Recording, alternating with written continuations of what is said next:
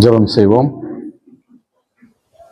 மகா இரக்கமும் கிருபையும் அன்பும் நிறைந்த எங்கள் ஒன்றானமை தேவரீர், உமக்கே துதியும் ஸ்தோத்திரமும் ஆண்டவராக இயேசு கிறிஸ்து மூலமா இருக்கிறோம். தகப்பனே தேவரீர், எங்களுடைய வாழ்நாளில் இந்த ஒரு நாளையும் காண செய்து தகப்பனே, இந்த நாளிலும் இந்த வேளையிலும் கூட தகப்பனே ஒரு சிலராய் கூடி உங்களுடைய சத்தியங்களை நாங்கள் தியானிக்கவும் அதை ஆராய்ந்து பார்க்கவும் நீர் கொடுத்த இந்த ஒரு நேரத்திற்காக நன்றிகளையும் ஸ்தோத்திரங்களும் எடுத்துக்கிறோம். தேவரீர், இதோ கேட்கிற சத்தியங்களை எங்களுடைய இருதமாக படையில் எழுதி வைத்துக் கொண்டு இந்த சத்தியத்திற்கேற்ற கிரியைகளை எங்கள் வாழ்க்கையில் நடப்பிக்க தேவர்தாமே நீங்க உதவி செய்யுங்க. தகப்பனே, மீதியான நேரங்களையும் காலங்களையும் உடைய கருத்தில் ஒப்படுக்கிறோம். துதிகன மகிமையும் ஒருவருக்கே செலுத்துகிறோம். இந்த ஒரு தாழ்மையான விண்ணப்பத்தை அன்பின் ஆண்டவரும் உலக ரட்சகரும் அதன் ஒரே போதகருமான ஆண்டவராக இயேசு கிறிஸ்து மூல ஜெபங்களும் நல்ல பிதாவே, ஆமென்.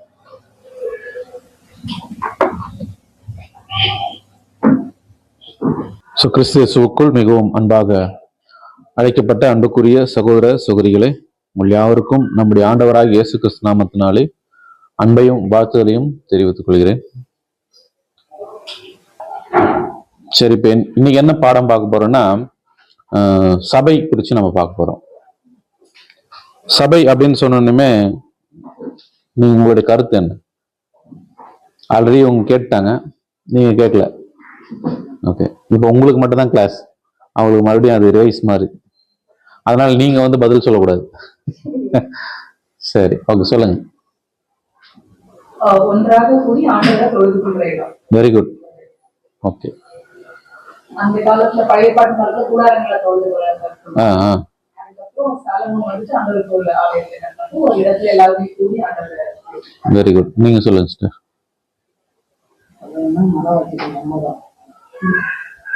நீங்க ஆவிக்குரிய ரீதிக்கு போயிட்டீங்க. சரி, வேற அதுதான் சபையா? வேற எதுவும் சபை இல்லையா? உலக பிரகாரமா ஒரு கூட்டம் கூடி ஒரு தலைவர் பேசுவாங்க, அது ஒரு சபையில நின்று பேசுவாங்க, அதுதான் சபை இல்லையா? சரி, இப்ப நம்ம ஒரு இடத்துக்கு போயிட்டு நம்ம வந்து தொழுது கொள்ற இடம் அது சபை அப்படின்னு சொல்றீங்க, கரெக்டா? நீங்க ஆவிக்குரிய ரீதியில நம்ம தான் சபை அப்படின்னு சொல்லிட்டீங்க. சரி, ஓகே. ஸோ ஒரு 4 செவத்துக்குள்ள இருக்கிற ஒரு இடம் இல்லையா, அது தொழுது கொள்ளுகிற இடம்.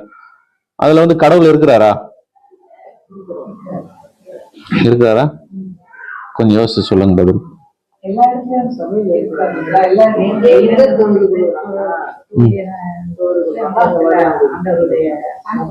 ஓகே, கேள்வி என்னன்னா, சபையில் அந்த ஒரு இடம் இருக்கு இல்லையா, ரூம், ஒரு பில்டிங், அதுதான் கேள்வி. அதுல கடவுள் இருக்காரா? இருப்பாரா? கொஞ்சம் யோசிச்சு சொல்லுங்களேன். நிச்சயமாக இருப்பார், 100%. சரி, நம்ம சாலமன் வந்து ஒரு ஆலயம் கட்டினார் இல்லையா? எதுக்காக கட்டினாரு?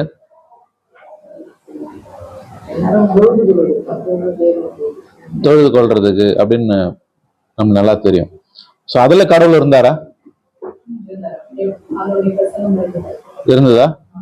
சரி, வசனம் படிக்கலாம். அப்போஸ்தலர் 17ஆம் அதிகாரம் 24ஆம் வசனம்.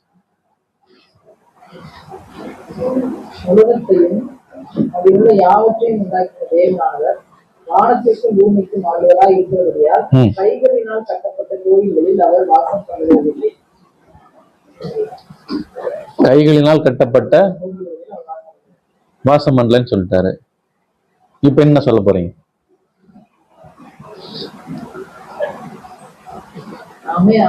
எல்லா இடத்துக்கும் அதெல்லாம் இப்ப உடனே நாமே ஆலயம் அப்படின்றீங்க. நம்முடைய கேள்வி என்ன? சபையில கடவுள் இருக்கிறாரான்னு கேள்வி கேட்டோம். நீங்க எல்லா இடத்துலயும் இருக்கிறாருன்னு சொன்னீங்க. இப்ப கேள்வி என்ன? சபையினால ஒண்ணுதான், அந்த கோயில்னால ஒண்ணுதான், ரெண்டும் ஒண்ணுதான் இல்லையா? அதுல கடவுள் இருக்காரான்னா வேதம் என்ன சொல்லிச்சு தெளிவா? இல்லைன்னு சொல்லிச்சு. சரி, இன்னொரு வசனம் படிக்கலாம். அப்போஸ்தலர் 7ஆம் அதிகாரம் 47ஆம் வசனம் படிங்க.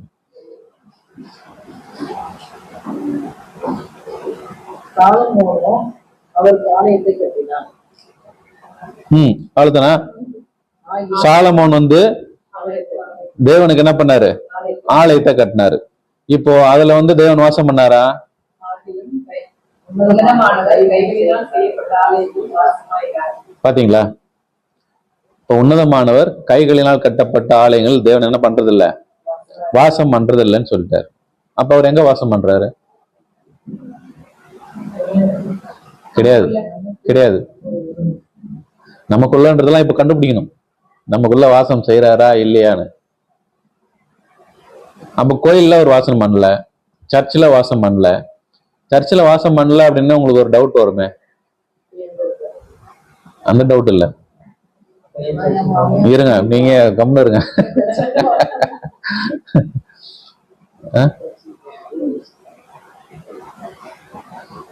சொல்லுங்க, வேற என்ன நடக்குது சபையில?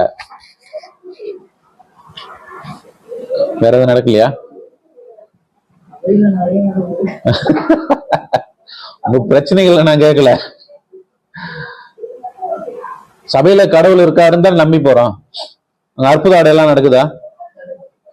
நடக்குது இல்ல? எப்படி நடக்குது? கடவுள் இல்லைன்னு பார்த்துட்டோம் வசனம்.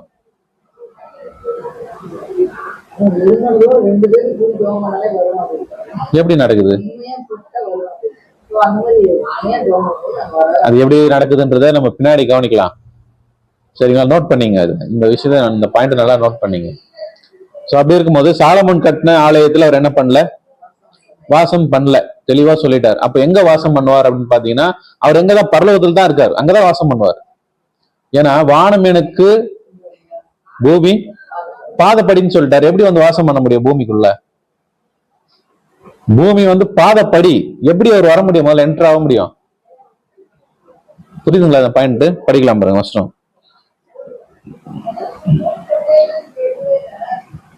2 நாளாகமும் 7:14 படிங்க.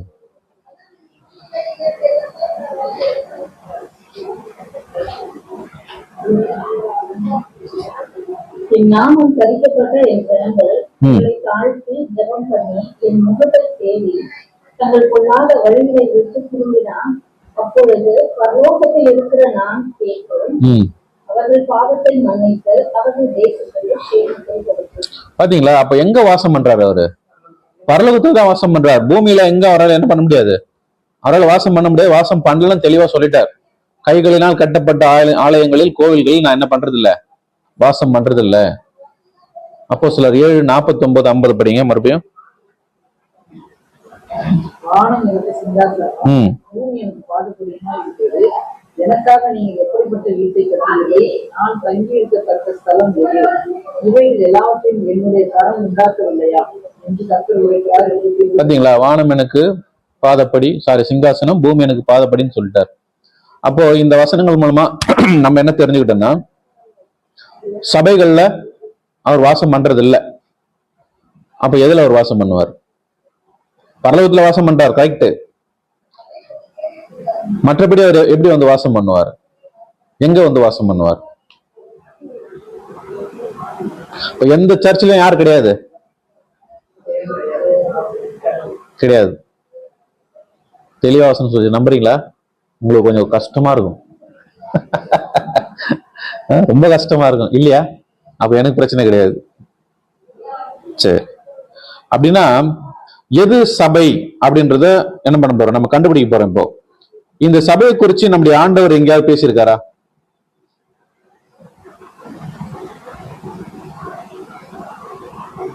வேதத்துலதான் எங்க பேசியிருக்காரா? இங்க நான் கட்டுவேன், அது சொல்லியிருக்காரு. நான் இங்க கட்டுவேன் அப்படின்னு சொல்லியிருக்காரு. இந்த கல்லின் மேல் என் சபையை கட்டுவேன் சொன்னாரா?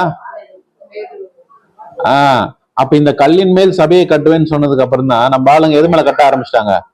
கல்லு மேல கட்ட ஆரம்பிச்சிட்டாங்க. பாத்தீங்களா? ஃபர்ஸ்ட் எங்க இருந்தது அந்த சர்ச்சு?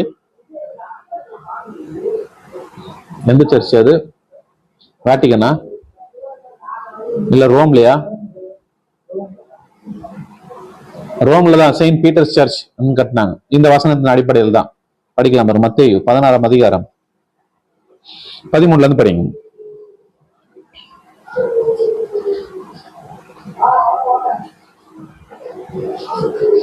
பின்பு இயேசு பிலிப்பு செசரியாவின் திசைகளில் வந்தபோது தம்முடைய சீஷரை நோக்கி, மனுஷகுமாரனாகிய என்னை ஜனங்கள் யார் என்று சொல்கிறார்கள் என்று கேட்டார். அதற்கு அவர்கள் சிலர் உம்மை யோவான்ஸ்நானன் என்றும், சிலர் எலியா என்றும், வேறு சிலர் எரேமியா அல்லது தீர்க்கதரிசிகளில் ஒருவர் என்றும் சொல்கிறார்கள் என்றார். அப்பொழுது அவர், நீங்கள் என்னை யார் என்று சொல்கிறீர்கள் என்று கேட்டார்.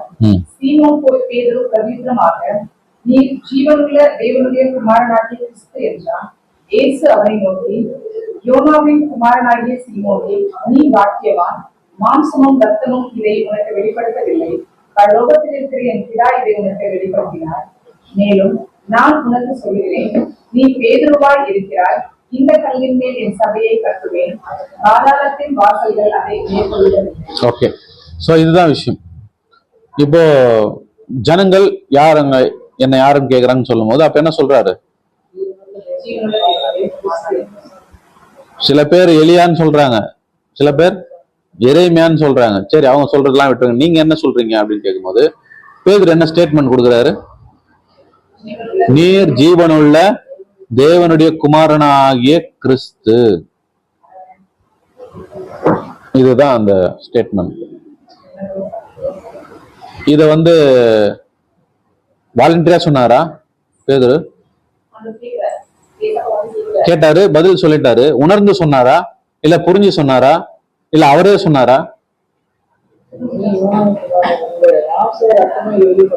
அங்க இயேசு சொல்றாரு பாருங்க, அடுத்தது இதை உனக்கு மாம்சமும் ரத்தமும் வெளிப்படுத்தவில்லை. அவரா என்ன பண்ணல, சொல்லல. அப்ப யாரு சொன்னா?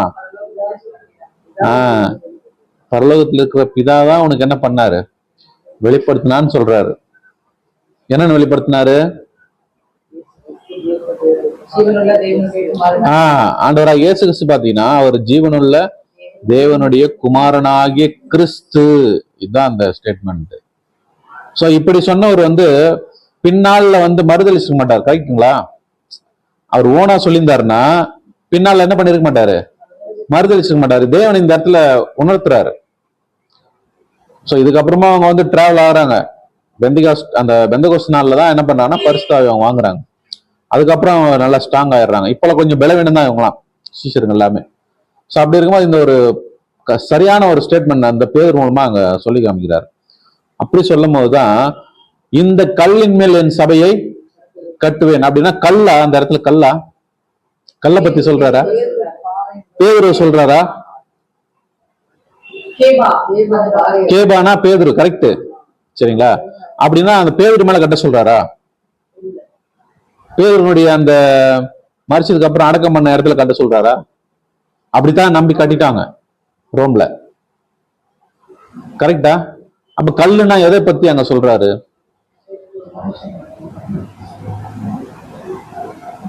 நீ பேதுருவா இருக்கிறாய், இந்த கல்லின் மேல் என் சபையை, நீ பேதுருவா இருக்கிறாய், இந்த கல்லின் மேல் என் சபையை கட்டுவேன்னு சொல்லிட்டாரு. கல்லுனா அப்போ அவர் சொன்ன ஸ்டேட்மெண்ட்டை வச்சுதான் இங்க சொல்றாரு கல்லுன்னு. என்னன்னா பேதுரு என்ன ஸ்டேட்மெண்ட் சொன்னாரு? நீர் ஜீவனுள்ள தேவனுடைய குமாரனாகிய கிறிஸ்து. இந்த விசுவாசம், புரியுதுங்களா? அந்த கல்லுதான் என்னன்னு சொல்றாரு, விசுவாசத்துக்கு ஒப்பிட்டு சொல்றார். இந்த விசுவாசத்தின் அடிப்படையில் தான் என்ன பண்ணணும், சபை கட்டப்படணும். புரிஞ்சுச்சுங்களா? அப்ப இயேசு கிறிஸ்துவ என்னன்னு விசுவாசிக்கணும்? தேவனுடைய குமாரன் அப்படின்னு சொல்லிட்டு விசுவாசிக்கணும். இந்த அடிப்படையில யார் சபையை கட்டுறாங்களோ அதுலதான் தேவன் என்ன பண்ணுவாரு, வாசம் பண்ணுவார். அதுவும் லிட்டரலா கிடையாது. புரியுதுங்களா? அது நம்ம அடுத்த பாயிண்ட்ல நம்ம பார்க்க போறோம். அது வசனங்கள் படிக்கலாம் பாருங்க. ஏசாயால 28:16 படி.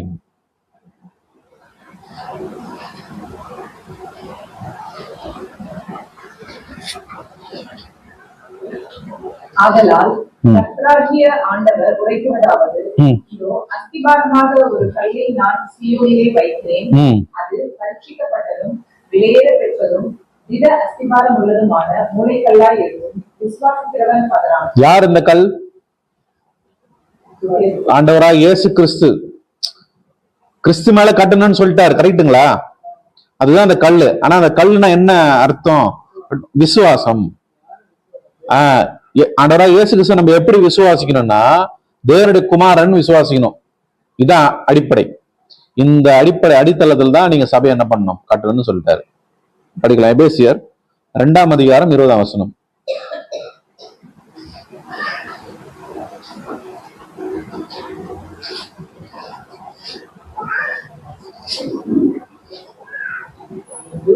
அப்போஸ்தலர் தீர்க்கதரிசி என்பவருடைய ம் அஸ்திபாரத்தின் மேல் கட்டப்பட்டவர்களுமாய் இருக்கிறீர்கள். ம். அதற்கு இயேசு கிறிஸ்து தாமே மூலைக்கல்லாய் பாத்தீங்களா, அதற்கு இயேசு கிறிஸ்து தாமே மூளைக்கல்லா இருக்கிறார். சங்கீதம் 118 22ஆம் வசனம். சங்கீதம் 118ஆம் அதிகாரம் 22ஆம் வசனம்.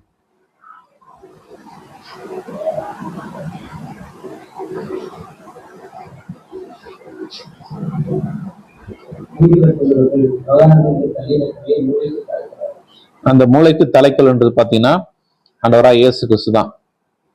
சரிங்களா? அப்போ கிறிஸ்துவ நாம் என்னன்னு விசுவாசிக்கணும். ஏன்னா இஸ்ரேல் ஜனங்கள் யாரை எதிர்பார்த்துட்டு இருந்தாங்க? மேசியா. எபிரேய பதத்துல மேசியா, கிரீக்ல வரும்போது கிறிஸ்து. கரெக்டுங்களா? அவரை எதிர்பார்த்திருந்தாங்க. அவங்க என்ன பண்ணிட்டாங்க? அவரை தள்ளிட்டாங்க. சரிங்களா? ஓகே. அப்படி இருக்கும்போது இப்ப நம்ம என்ன பார்க்க போறோம்னா, சபையை கட்டணும். என்ன சபை?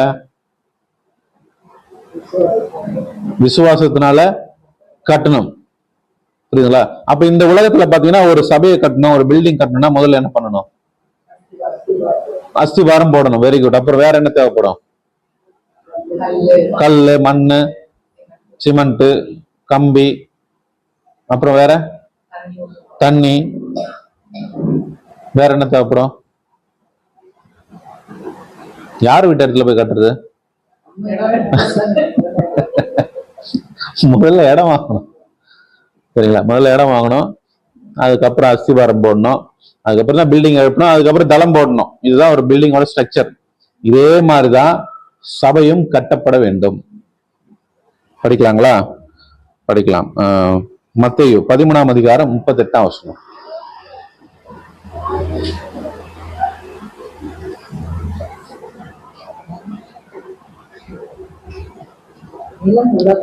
நிலம் உலகம். ஓகே, போதும். நிலம் உலகம். இந்த உலகத்துலதான் எதை தயார் பண்ணிட்டு இருக்காரு நம்முடைய ஆண்டவராகிய இயேசு கிறிஸ்து? சபையை தயார் பண்றாரு. புரியுதுங்களா? அப்ப சபையை தயார் பண்ணனா நிலம் தேவைப்படுது, அதுக்கப்புறம் கற்கள் தேவைப்படுது. அந்த கல் என்ன கல்லு? ஜீவனுள்ள கற்கள். படிக்கலாம். 1 பேதுரு 2ஆம் அதிகாரம் 4-5 படிங்க. இல்ல, அதுக்கு முன்னாடி அஸ்திவாரம் போடணும் இல்லையா? 1 கொரிந்தியர் 3:11 படிங்க.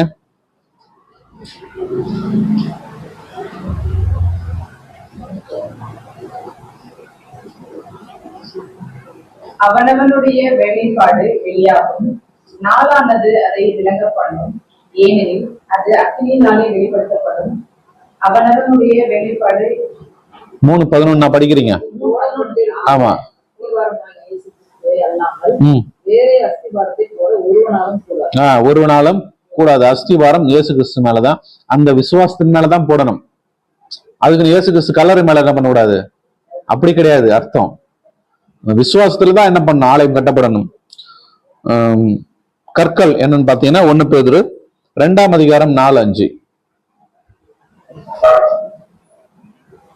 மனுஷரால் தள்ளப்பட்டதாயும் தேவனால் தெரிந்து கொள்ளப்பட்டதும் வேறு இருக்கிற ஜீவனுள்ள கல்லாகிய அவர்களுக்கு சேர்ந்தவர்களாகிய நீங்களும் ஜீவனுள்ள கற்களை போல ஆவிக்கேற்ற மாளிகையாகவும் இயேசு கிறிஸ்து மூலமாய் தேவனுக்கு பிரியமான ஆவிக்கேற்ற பலிகளை செலுத்தும்படிக்கு பரிசுத்த ஆசாரிய கூட்டமாகவும் கட்டப்பட்டு வருகிறீர்கள். ஓகே. சோ அஸ்திபாரம் போட்டாச்சு, கற்கள் மூலமா என்ன பண்ணியாச்சு? பில்டிங் கட்டுறாங்க. அப்ப இந்த கற்கள் யாரு? பிசாசா? விசுவாசம். கரெக்ட். அப்படின்னா இந்த கற்கள் யாருன்னா இந்த விசுவாசத்துக்குள்ள வரவங்க. புரியுதுங்களா? இயேசு கிறிஸ்து அப்படின்ற ஒரு விசுவாசத்து மேல என்ன பண்ணியாச்சுன்னா அடித்தளம் போட்டாச்சு, அஸ்திபாரம் போட்டாச்சு. இப்ப அதுக்குள்ள கட்டப்படணும்னா கற்கள் மூலமா என்ன பண்ணணும்? கட்டப்படணும். அந்த கற்கள் யாருன்னா இந்த விசுவாசத்துல யாரெல்லாம் வருவாங்களோ அவங்கதான் அந்த கற்கள். இப்ப இது எக்ஸாம்பிள் பாத்தீங்கன்னா சாலமோனுடைய தேவாலயம் கட்டப்பட்டது இல்லையா? அந்த கட்டப்படுற இடத்துலயே வந்து வேலைகளை செஞ்சு கற்களை செதுக்கி கொண்டு வந்து செட் பண்ணாங்களா, இல்ல கற்கள் வேற இடத்துலயும் கொண்டு வரப்பட்டதா? எல்லாமே அதான் கொண்டு வந்து இங்க வேலை செஞ்சு ஃபிட் பண்ணாங்களா, இல்ல ஆல்ரெடி பினிஷ் பண்ணி கொண்டு வந்தாங்களா? பினிஷ் பண்ணி தான் கொண்டு வந்தாங்க. பினிஷ் பண்ணி கொண்டு வந்து இங்க பிக்ஸ் பண்ணாங்க. இப்ப அதே மாதிரிதான் இந்த பூமியில நடக்குது வேலை இப்போ. புரியுதுங்களா? இப்ப இந்த பூமியில நம்மளா இருக்கிறோம் இல்லைங்களா? நம்மள இப்ப என்ன பண்ணிட்டு இருக்காரு? சத்தியத்தின் மூலமா நம்மளை செதுக்குறாரு. அன்னைக்கு சாலமோன் தேவாலயத்துல அந்த கல்லு போய் ஃபிட் ஆகணும்னா அங்க செதுக்கி கொண்டு வந்து என்ன பண்ணுவாங்க? எது வந்து செட் பண்ணுவாங்க. அதே மாதிரி தான் இன்னைக்கு பூமியில என்ன பண்றாரு? நம்மள அந்த ஜீவனுள்ள அந்த மாளிகைக்கு நம்ம ஃபிட் ஆகணுன்றதுக்காக நம்மள என்ன பண்ணிட்டு இருக்காரு? செட் பண்றாரு, செதுக்குறாரு, நம்மள உருவாக்கிட்டு இருக்காரு. இந்த கல்லெல்லாம் கொண்டு போய் எங்க வைக்க போறாரு? இப்போ ராஜ்யத்துல அந்த சரீரத்துல கொண்டு போய் சேர்க்க போறாரு. என்ன முக்கியமா கவனிக்கணும்னா, இந்த சபை அப்படிங்கிறது பாத்தீங்கன்னா, அந்த சபைக்கு நம்முடைய ஆண்டவராக இயேசு கிறிஸ்து என்ன இருக்காருன்னா தலையா இருக்கிறார். சரீரம் யாரு? நாம தான் அந்த சரீரம். அந்த சரீரத்துல இன்னைக்கு ஒரு அங்கங்களா மாறுறதுக்கு என்ன பண்ணிருக்காரு? ஒரு வாய்ப்பு கொடுத்திருக்காரு. சத்தியத்தை இன்னைக்கு கொடுக்குறாரு இல்லையா? இதை நம்ம கேட்டுதான் என்ன பண்ண போறோம்? அந்த வாய்ப்புக்குள்ள நம்ம போக போறோம் இல்லையா? சரி, படிக்கலாம் பாருங்க. இப்போ அஸ்திபாரம் போட்டாச்சு, கற்கள் கட்டியாச்சு. இப்ப தளம் போடணும்ல. என்ன தளம்? படிக்கலாம் பாருங்க. 1 தீமோத்தேயு 3ஆம் அதிகாரம் 15ஆம் வசனம்.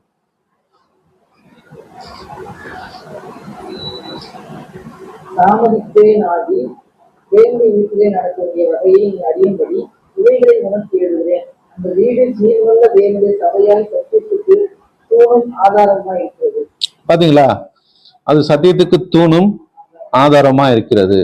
சோ இது ஆவிக்குரிய ஒரு சபையை எழுப்புதலான ஒரு காரியங்கள் நம்ம பார்த்தோம். அந்த சபை யார் அப்படின்னு பார்க்கும்போது நாம தான் அந்த சரீரத்துல ஒரு அங்கமா மாறப்போறோம், சபையா மாறப்போறோம். சரிங்களா?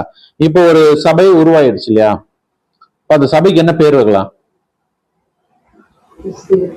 கிறிஸ்துவின். இந்த மாதிரி நிறைய சபைங்க இருக்குது ஊர்ல. இங்கே இருக்கும்னு நினைக்கிறேன் நிறைய கிறிஸ்துவின் சபை அப்படின்னு பேர்லயே.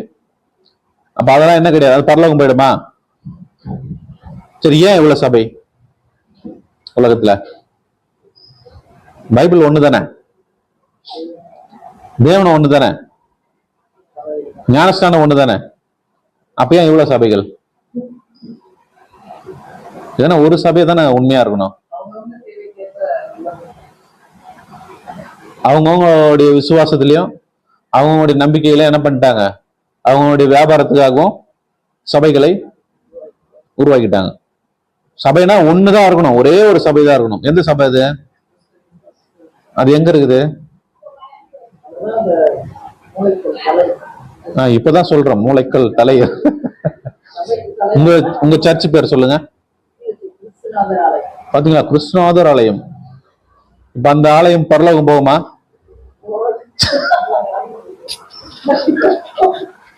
நான் சொல்லல, நீங்களே தான் சொல்றீங்க சிஸ்டர். இதுக்கு நான் ஆள் கிடையாது. இதுக்கு நான் வந்து என்ன ஆக முடியாது, அதுக்கு நான் காரணம் ஆக முடியாது. நான் கேட்டேன், நீங்க சொல்லிட்டீங்க பரலோகம் போகாது. நோட், அதாவது கேமரா நோட் பண்ணிட்டு இருக்காரு அவர். வீடியோ கவரேஜ் யார் யாருக்கு காட்ட போறாரு தெரியல. நீங்க நல்லா மாட்டிக்கினீங்க இப்போ. உண்மை. சரி, ஓகே, பரவாயில்ல, பயப்படாதீங்க. தேவன் இருக்காரு நம்மளுக்கு. புரியுதுங்களா? நாசியில சுவாசம் உள்ள மனுஷனை தேவன் பேர்ல பற்றுதலா இருப்பது நலம். தேவனை மட்டும் நம்புங்க, வேற யாரையும் நம்பாதீங்க. மனுஷரை நம்பினீங்கன்னா நம்ம வீணாதான் போவோம். சரிங்களா? பயப்படாதீங்க. மனுஷருக்கு பயப்படுகிற விஷயம் என்ன ஆகும்? கண்ணிய வர வைக்கும் இல்லைங்களா? அதனால தைரியமா இருங்க. ஒன்னாவது நம்ம சும்மா ஜோவியலா பேசுறது அதெல்லாம். சரிங்களா? அப்போ என்ன பாயிண்ட் பார்த்தோம்? எது உண்மையான சபைன்னு பார்த்தோம். ஆனா இந்த உலகத்துல எதுவும் இல்ல.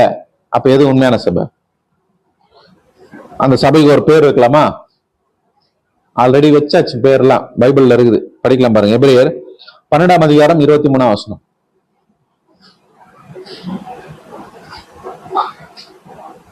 பரலோகத்தில் பேரெழுதி இருக்கிற முதல் பேரானவர்களின் சர்வ சங்கமாகிய சபையினிடத்திற்கும் யாவருக்கும் நியாயாதிபதியாகிய தேவனிடத்திற்கும் பூரணராக்கப்பட்ட நீதிமான்களுடைய ஆவியினருக்கும் புது உடன்படிக்கையின் மத்தியஸ்தராகிய இயேசு கிறிஸ்துவினிடத்திற்கும் ஆவியினுடைய படிச்சிட்டீங்களா? ஸ்டார்டிங்லயே வந்துருமே 12:23. பெயரானவர்களின்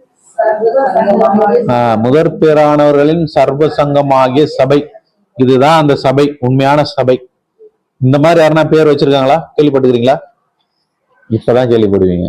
சர்வ சங்கமாகிய சபை இது எங்க இருக்கு போதான்? இது பரலோகத்துலதான். அங்க போறதுக்கு தான் நம்மள என்ன பண்றாரு, இப்ப செலக்ட் பண்ணிருக்காரு. படிக்கலாம் பாரு. 1 கொரிந்தியர் 12ஆம் அதிகாரம்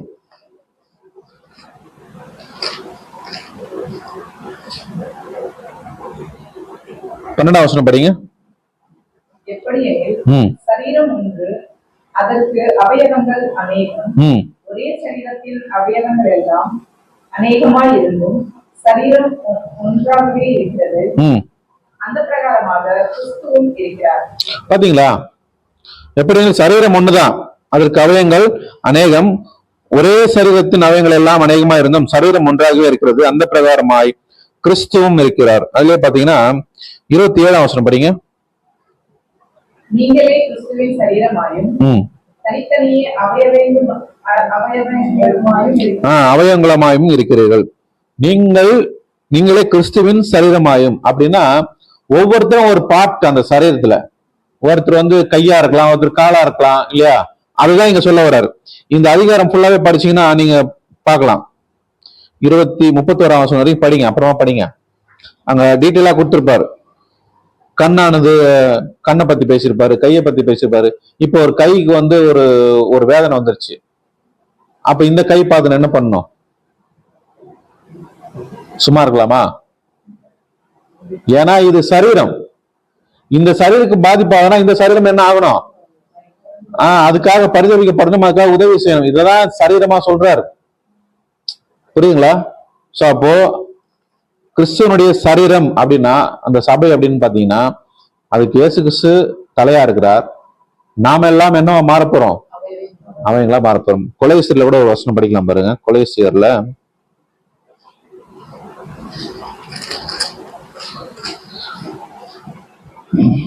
1ஆம் அதிகாரம் 18ஆம் வசனம் படிங்க.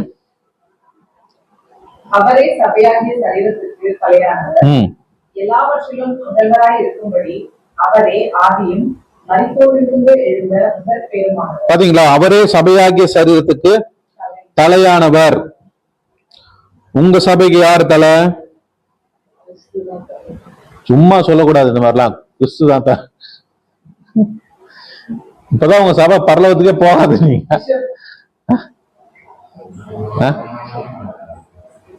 சோ உண்மையான சபைக்கு ஆண்டவராகிய இயேசு கிறிஸ்து என்னவா இருக்காரு? தலையா இருக்கார். நாம எல்லாம் என்னவா மாற போறோம்? அவங்களா மாற போறோம். அந்த சபைக்கு தான் என்ன பேர்னா சர்வ சங்கமாகிய சபை அப்படின்னு சொல்லிட்டாரு. சரிங்களா? ஓகே. இப்ப அடுத்தது என்ன பார்க்க போறோம்? இந்த சபையா மாறணும் அப்படின்னா நாம் என்ன பண்ணணும்? என்னென்ன விசுவாசிக்கணும்? ஜீவனுள்ள தேவனுடைய குமாரனாகிய கிறிஸ்து. இது மட்டும் தெரிஞ்சா போதாது. இன்னும் ஒரு சில படிநிலைகளை என்ன பண்ணணும்? நம்ம கடந்து செல்லணும். அப்பதான் அந்த சரீரத்தை நாம் ஒரு அங்கமா மாற முடியும். சரியா? படிக்கலாம். வெளிப்படுத்தல் 17ஆம் அதிகாரம் 14ஆம் வசனம்.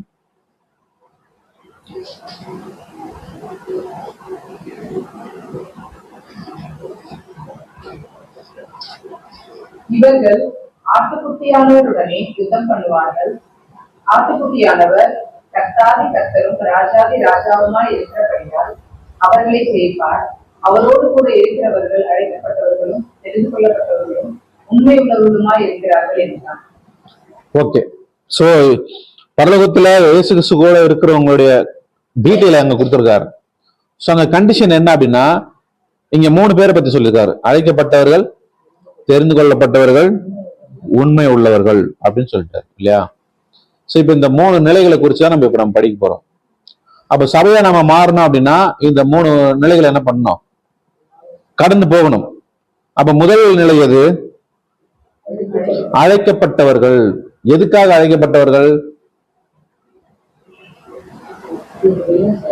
கிறிஸ்துவனுடைய அங்கமா மாறுதலா அழைக்கப்பட்டவர்கள். யார் இவங்க? எங்க இருந்து அழைக்கப்பட்டாங்க? ஆ? இல்ல சத்தியத்துக்காக இப்ப அழைக்கப்பட்டவங்க நிலைமையை நம்ம பாக்குறோம். ஒரு காலிங் வந்தது இல்லையா? உங்களுக்கு வந்தது இல்லையா ஒரு காலிங்? அப்படி நீங்க எங்க இருந்தீங்க? எங்கேயோ வேலையில இருந்த பிரதர், அப்படி சொல்லக்கூடாது.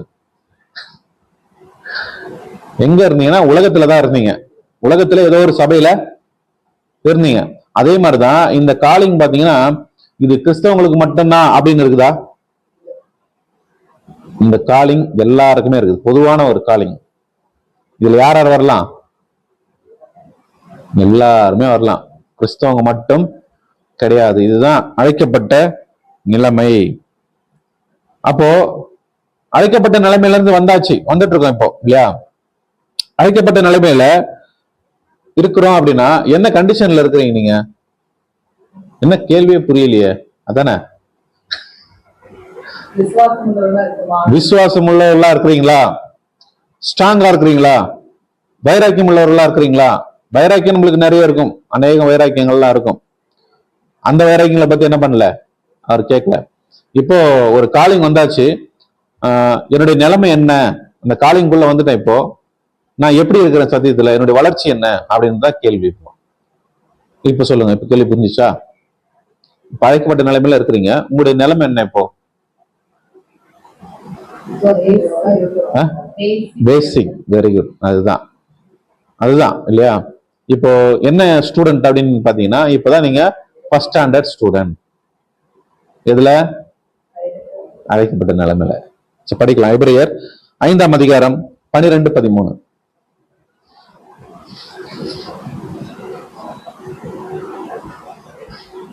காலத்தை பார்த்தால் போதகராய் இருக்க வேண்டிய உங்களுக்கு தேவனுடைய வாக்கியங்களின் மூல உபதேசங்களை மறுபடியும் உபதேசிக்க வேண்டியதாய் இருக்கிறது. நீங்கள் பலமான ஆகாரத்தை அல்ல, காலை உண்ணத்தக்கவர்களானீர்கள். ஓகே, சோ இப்போ கண்டிஷன் என்னவா இருந்திருக்கணும்? நாங்க born Christian brother sister, born Christian அப்படின்னா நான் எப்படி இருக்கணும் இந்த கண்டிஷன்ல? காலத்தை பார்த்தா போதுகரா இருக்கணும், அடுத்தவங்களுக்கு நம்ம ப்ரீச் பண்ற லெவல்ல இருக்கணும், அதுதான் இங்க சொல்லுது. ஆனா இப்ப கண்டிஷன் என்ன? நம்ம இல்ல, நீங்க. பாத்தீங்களா? இதுதான் இன்னைக்கு நிலைமை, அழைக்கப்பட்ட நிலைமை. அப்போ இது என்ன கண்டிஷன் பார்க்கும்போது நிறைய பேர் சொல்லுவாங்க, இந்த கேள்வி கேட்டவனுமே கோபம் வரும்.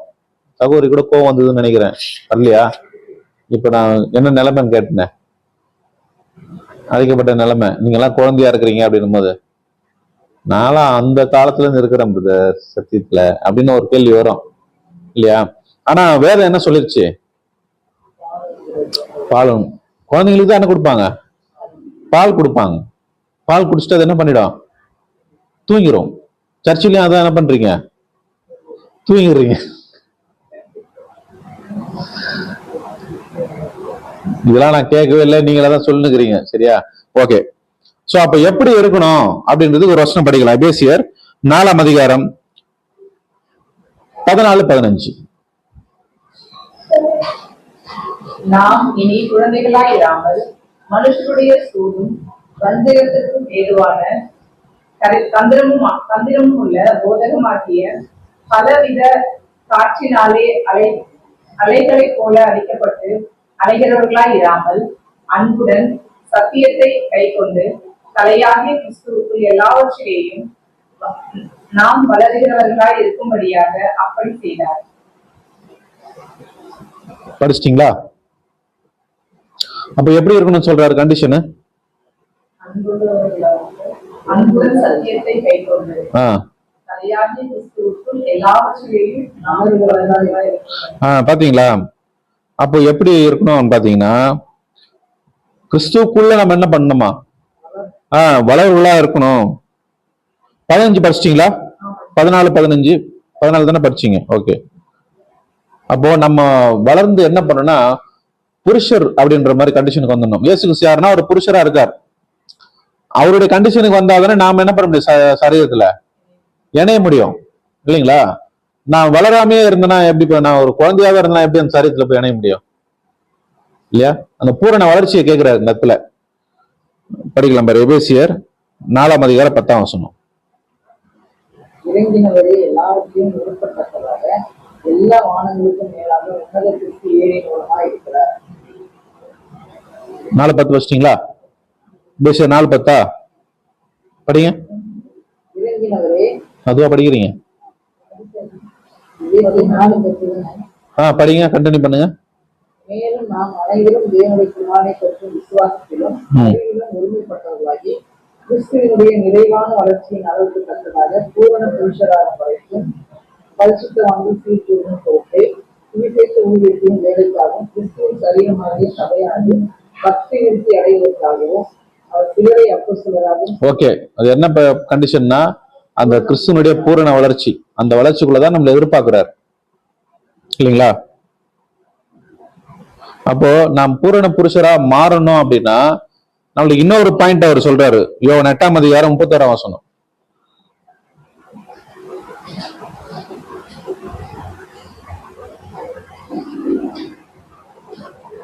இயேசு தம்மை விசுவாசித்த யூதர்களை நோக்கி, நீங்கள் என் உபதேசத்தில் நிலைத்திருந்தால் மெய்யாகவே என் சீஷராய் இருப்பீர்கள். பாத்தீங்களா? அப்போ என்னுடைய உபதேசத்துல நீங்க நிலைச்சிருந்தீங்கன்னா தான் என்னவா மாற முடியும்? சிஷ்யரா மாற முடியும். அப்படின்னா சரீரத்துல இணைய முடியும். அப்ப அவருடைய உபதேசம் என்ன? இன்னைக்கு இயேசு கிறிஸ்துவினுடைய உபதேசம் என்ன?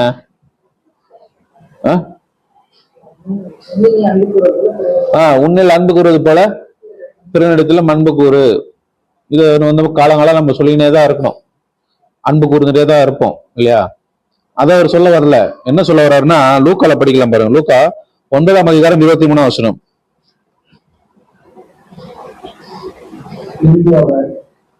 எல்லாரையும் நோக்கி, ஒருவரின் பின்னே வர விரும்பினால் அவன் தன்னைத்தான் வெறுத்து தன் சிலுவை அனைவரையும் எடுத்துக்கொண்டு என்னை பின்பற்ற கடவன். சோ அவர் சொன்ன உபதேசம் இதுதான். என்னோட உபதேசத்துல நிலைச்சிருந்தீங்கன்னா என்னோட சீச்சரா இருப்பீங்க அப்படின்னு சொன்னாரு. அவர் சொன்ன உபதேசம் என்ன அப்படின்னா, ஒருவன் என்னை பின்பற்றி வர விரும்பினால் அவன் தன்னைத்தான் வெறுத்து தன் சிலுவை எடுத்து அனுதினம் என்னை பின்பற்ற கடவன். இதுதான் அவர் சொன்ன உபதேசம். இந்த உபதேசத்தை ஃபாலோ பண்ணா எங்க போயிடலாம்? நாம் சரீரமா மாறிடலாம். இதை பண்ணலாமா? முடியுமா நம்மளால? இப்ப ஒரு லைனா நம்ம அந்த வசனத்தை படிக்கலாம். படிங்க. பின்பு அவர் எல்லாரையும் நோக்கி, ஒருவன் என் பின்னே வர விரும்பினால். முதல்ல என்ன பண்ணுமா? இயேசு கிறிஸ்து பின்னாடி நான் போகணும் அப்படின்னா முதல்ல நான் விரும்பணும். அவர் எப்படி கூப்பிடலன்னா கம்பல் பண்ணி என்ன பண்ணல, கூப்பிடல. வாலண்டியரா நீங்க விரும்பி வந்தா வாங்க என் பின்னாடி, அதுதான் சொல்றாரு. அடுத்தது, நீங்க என் பின்னாடி வர்றதுக்கு விரும்பிட்டீங்க, அடுத்தது என்ன பண்ணணும்னு சொல்றாரு? தன்னைத்தான் வெறுத்து. அப்படின்னா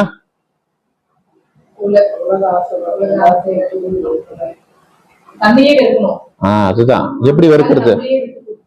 எப்படி வெறுக்கிறது நம்மள? உலகத்திலே எனக்கு யார் அதிகமா பிடிக்கும் தெரியுங்களா?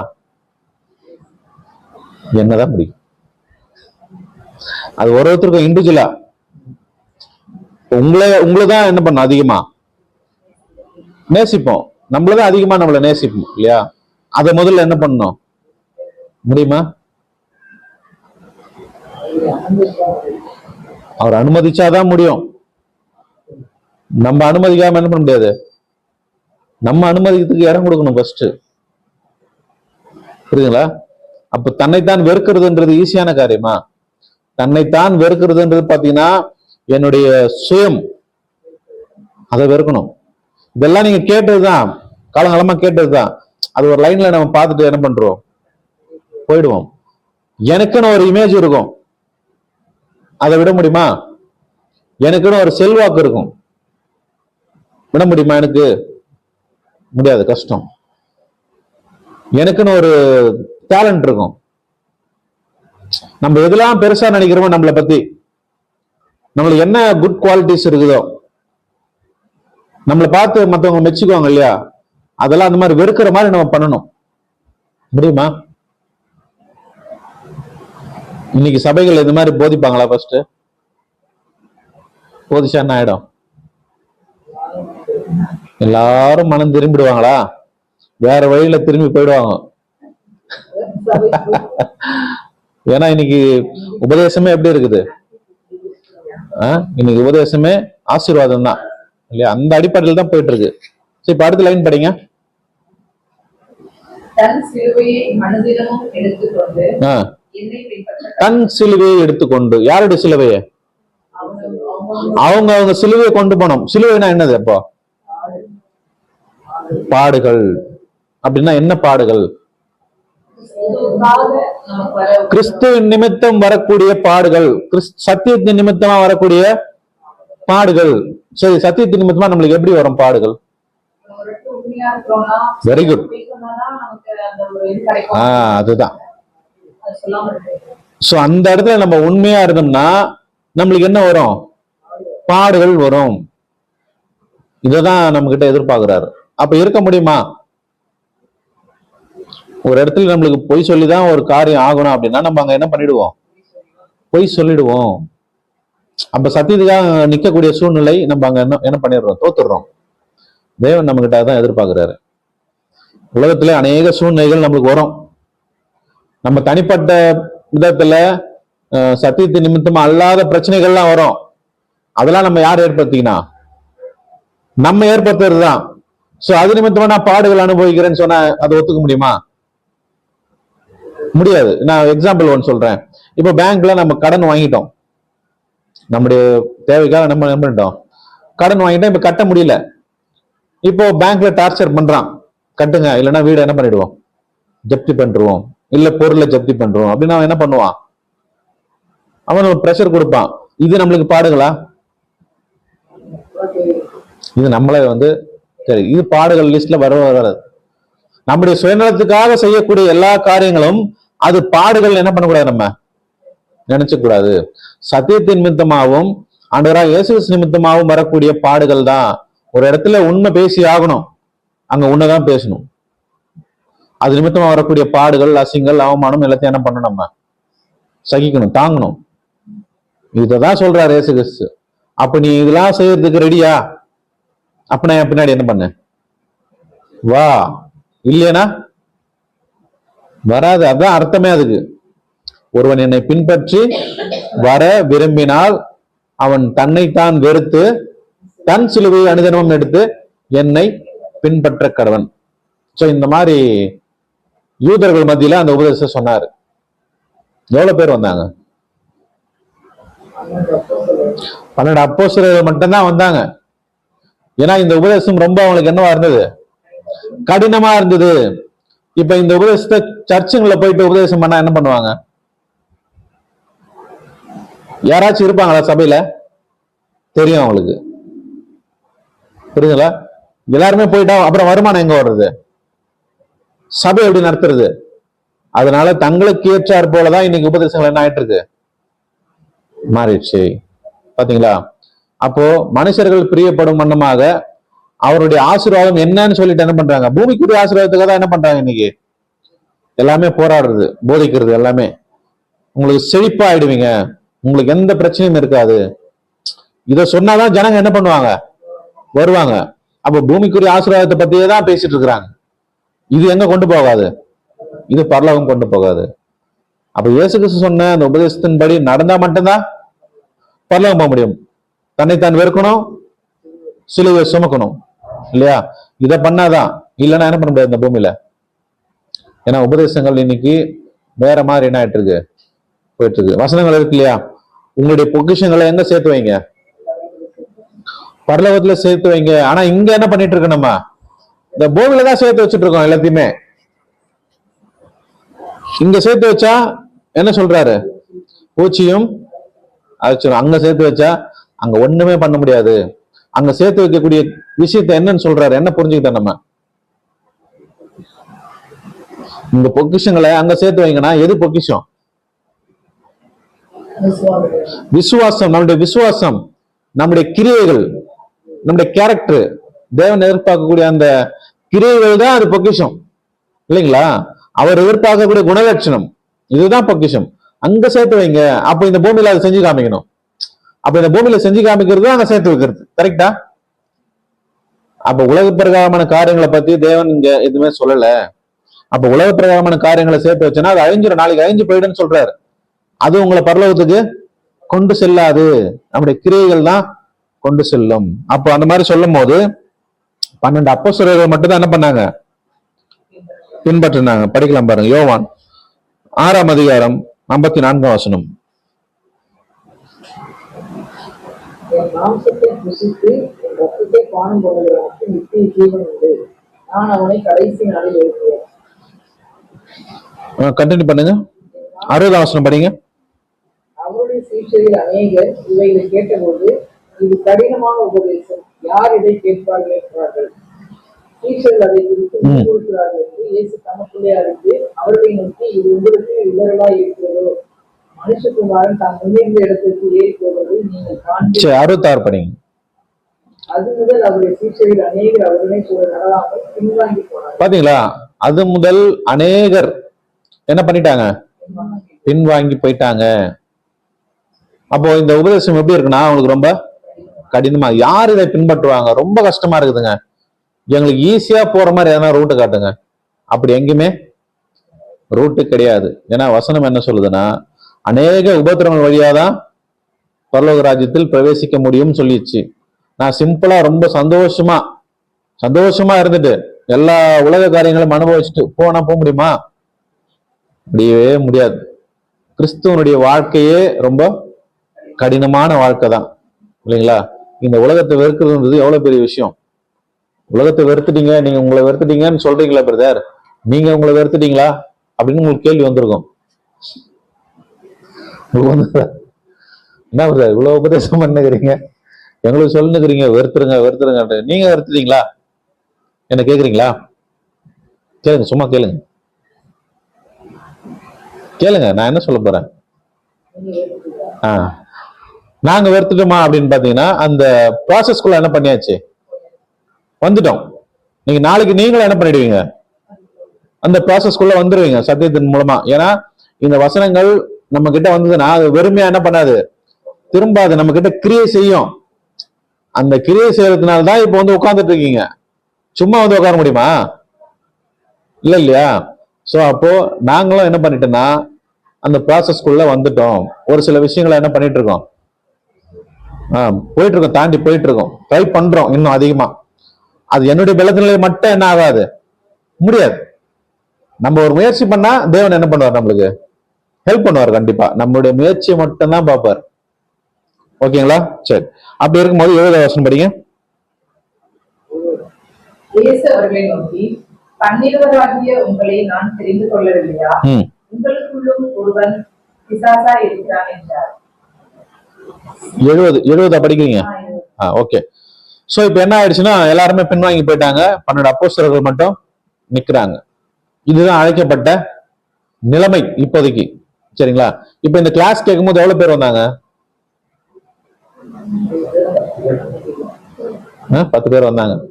இன்னைக்கு எவ்வளவு பேர் உட்காந்துருக்கீங்க? 6 பேர் உட்காந்துருக்கீங்க. 4 பேருடைய நிலைமை என்னன்னு தெரியல.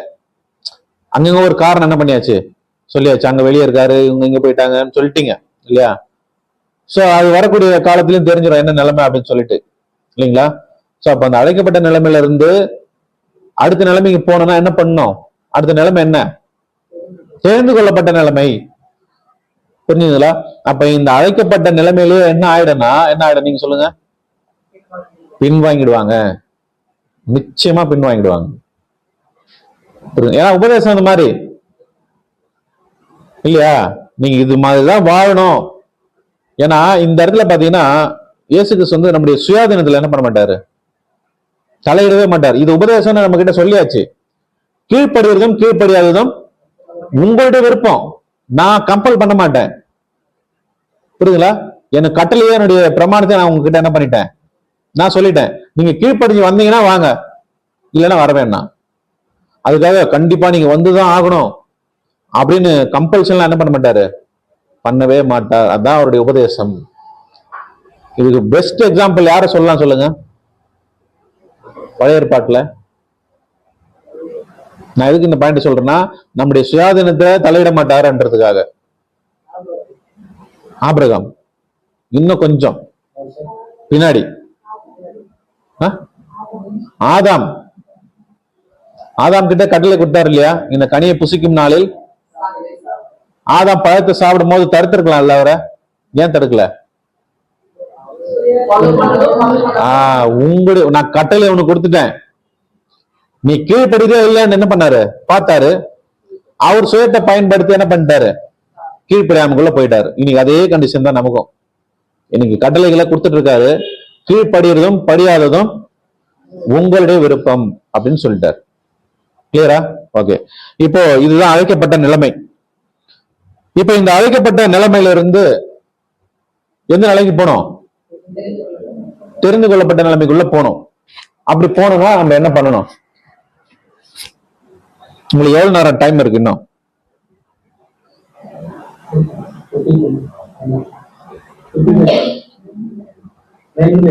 9 மணி வரைக்கும் எடுக்கலாமா? சரி, ஓகே. அப்போ இந்த பாயிண்ட நான் உங்களுக்கு கொஞ்சம் ஷார்ட்டா சொல்லிட்டு கூட நீ பாடத்தையே முடிச்சிடலாம்னு நினைக்கிறேன். சபை சப்ஜெக்ட் உங்களுக்கு சேர்த்து எடுத்துடலாம். ஓகேங்களா? நீங்க டக்குன்னு புரிஞ்சுட்டீங்கன்னு வச்சுங்களேன், டக்கு டக்கு பாயிண்ட் போயிடலாம்.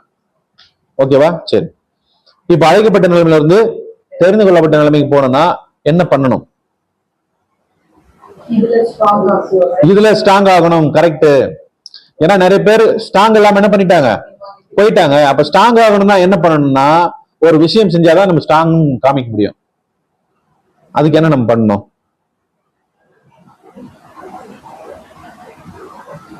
என்ன பண்ணணும்னா ஒரு உடன்படிக்கை பண்ணணும்.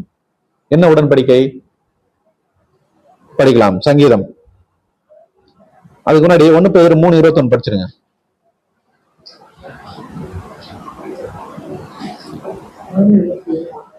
3:21.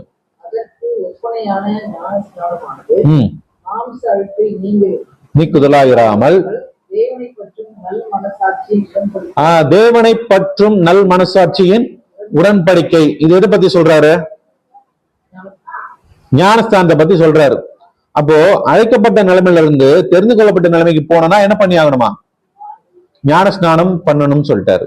நீங்க ஞானஸ்நானம் எடுத்துட்டீங்களா? நீங்க எடுத்துட்டீங்களா? பெஸ்ட். நீங்க எடுத்துட்டீங்க. சரி, என்ன எடுத்தீங்க? அவங்க எடுத்துட்டு இருப்பாங்க, அவங்க கேட்க வேணாம். சொல்லுங்க, என்னென்ன எடுத்தீங்க ஞானஸ்நானம்? இந்த மாதிரி திருன்னு பார்த்துனே இருந்தீங்கன்னா மறிச்சு உயிர் தேர்ந்துட்டீங்க. கரெக்டா? அப்படிதான் சொல்லி நிக்கிறாங்க பிரதர். நாங்க என்ன பண்றது? அதுதானே சொல்லி கொடுத்தாங்க காலங்காலமா. இப்ப அது தெரியாம தானே பிரதர் இங்க வந்து உட்காந்துருக்கோம். கரெக்டா? ஓகே. சோ இப்படி சரண்டர் ஆயிட்டீங்கன்னா டக்கு டக்குன்னு போயிடலாம். சரியா? இப்ப ஞானஸ்தானம் எடுக்கணும். என்ன அப்படின்னா, ஞானஸ்தானம்னா பாவத்துக்கு மறிச்சு நீதிக்கு பழைக்கிறது தான் ஞானஸ்நானம். அதை மீறியும் என்ன பண்ணுனா, தேவனை பற்றும் நல் மனசாட்சியின் உடன்படிக்கை. அப்படின்னா என்னது? தேவனை பற்றும் நல் மனசாட்சியின் உடன்படிக்கை. சரி, உடன்படிக்கையில என்ன பண்ணுவாங்க? ஒரு உடன்படிக்கை இருக்கு, அதுல என்ன பண்ணுவாங்க? 2 பேர் அக்செப்ட் பண்ணுவாங்க. அதுதான் கரெக்டா?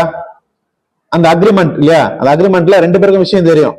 2 பேரும் சைன் பண்ணாதான் செல்லும். அந்த மாதிரிதான் ஞானஸ்நானம். நீங்க அதுல சைன் பண்ணீங்க.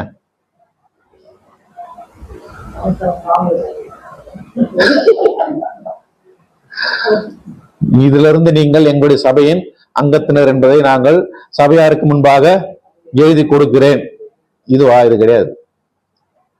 அது உலகத்துல நீங்க பண்ணிட்டீங்க. கரெக்ட். ஓகேவா? அப்ப என்ன சொல்றாருன்னா, தேவனை பற்றும் நல் மனசாட்சியின் உடன்படிக்கை. தேவன் யாருன்னு தெரியணும். அவர்கிட்டதான் நம்ம என்ன பண்றோம்? இப்போ உடன்படிக்கை பண்றோம். என்னன்னு பண்றோம்?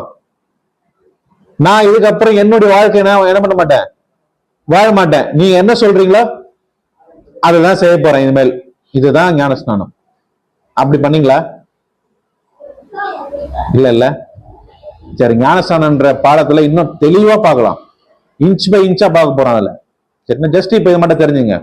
அப்போ நம்ம என்ன பண்ண போறோம்ன்றது அந்த அக்ரிமெண்ட்ல உங்களுக்கு தெரிஞ்சிருக்கணும். அதுவே தெரியலையே. அது தெரியாம என்ன பண்ணிட்டேன், இப்போ சைன் பண்ணிட்டேன். செல்லுமா? கொஞ்சம் கஷ்டம்தான். சரிங்களா?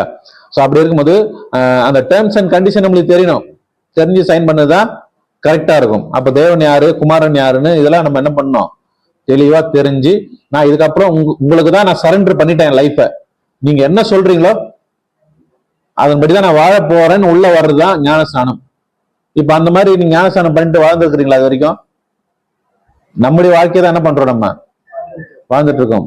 தேவன் சொன்ன மாதிரி என்ன பண்ணல, அதை வாழ்றதுக்கு தான் நம்ம உள்ள போறோம் ஞானஸ்தானத்துல. சரியா? அடுத்தது சங்கீதம்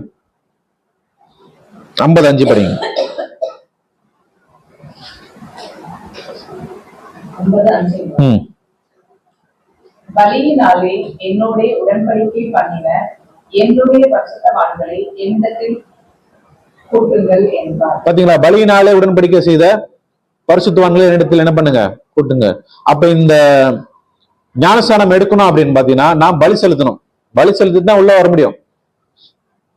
சொன்னார் இல்லையா, ஒருவன் என்னை பின்பற்றி வர விரும்பினால் அவன் தன்னைத்தான் வெறுத்து இந்த அழைக்கப்பட்ட நிலைமையிலிருந்து வரணும், இதுதான் கரெக்டான உபதேசம் அப்படின்னு சொல்லிட்டு ஒரு சில சாக்ரிஃபைஸ் பண்ணிட்டு தான் உள்ள வரணும்னு சொல்லிட்டாரு. இதுதான் உடன்படிக்கை. நான் நம்பிட்டேன், இப்ப நான் என்ன பண்றேன், மனப்பூர்வமா நான் ஒப்பு கொடுக்குறேன், அர்ப்பணிக்கிறேன். சரி, அடுத்தது சங்கீதம் 25:14.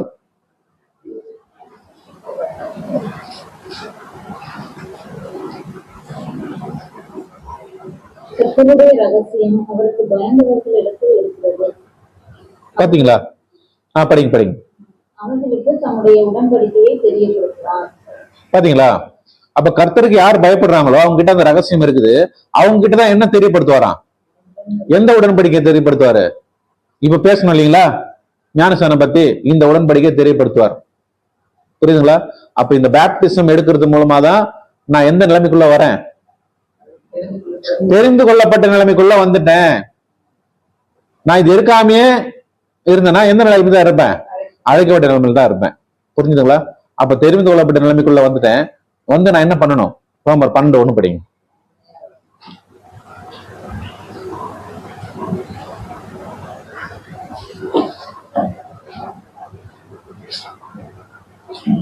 அப்படி இருக்க சகோதரரே, நீங்கள் உங்கள் சரீரங்களை பரிசுத்தமும் தேவனுக்கு பிரியமான ஜீவபலியாக ஒப்புக் கொடுக்க வேண்டும் என்று தேவனுடைய இரக்கங்களை முன்னிட்டு உங்களை வேண்டிக் கொள்கிறேன். இதுவே நீங்கள் செய்யத்தக்க புத்தியுள்ள ஆராதனை. பாத்தீங்களா? இதுவே நீங்கள் செய்யத்தக்க புத்தி உள்ள ஆராதனை. முதல்ல அந்த வசனம் எப்படி ஸ்டார்ட் ஆகுது? நீங்கள் உங்கள் சரீரங்களை பரிசுத்தமும் தேவனுக்கு பிரியமான ஜீவபலியாக ஒப்புக் கொடுக்க வேண்டும் என்று தேவனுடைய இரக்கங்களை முன்னிட்டு உங்களை வேண்டி. அப்போ இந்த சரீரத்தை நம்ம என்ன பண்ணணுமா? இந்த சரீரத்தை நம்ம பரிசுத்தமா வச்சுக்கணும். இந்த சரீரத்தை நம்ம இந்த சரீரம் அப்ப இணைய போகுது அந்த சபைன்ற ஒரு கான்செப்ட்ல. இந்த சரீரம் இப்ப இணைய போதா? கிடையாது. ஆனா அதுல போய் இணையணும்னா இந்த சரீரம் எப்படி இருக்கணுமா? பரிசுத்தமா இருக்கணும். அசுசிப்படுத்திடக்கூடாது. இந்த சரீரத்தை பரிசுத்தமா இருக்கணும். அப்ப அடுத்து என்ன சொல்றாருன்னா, படிங்க.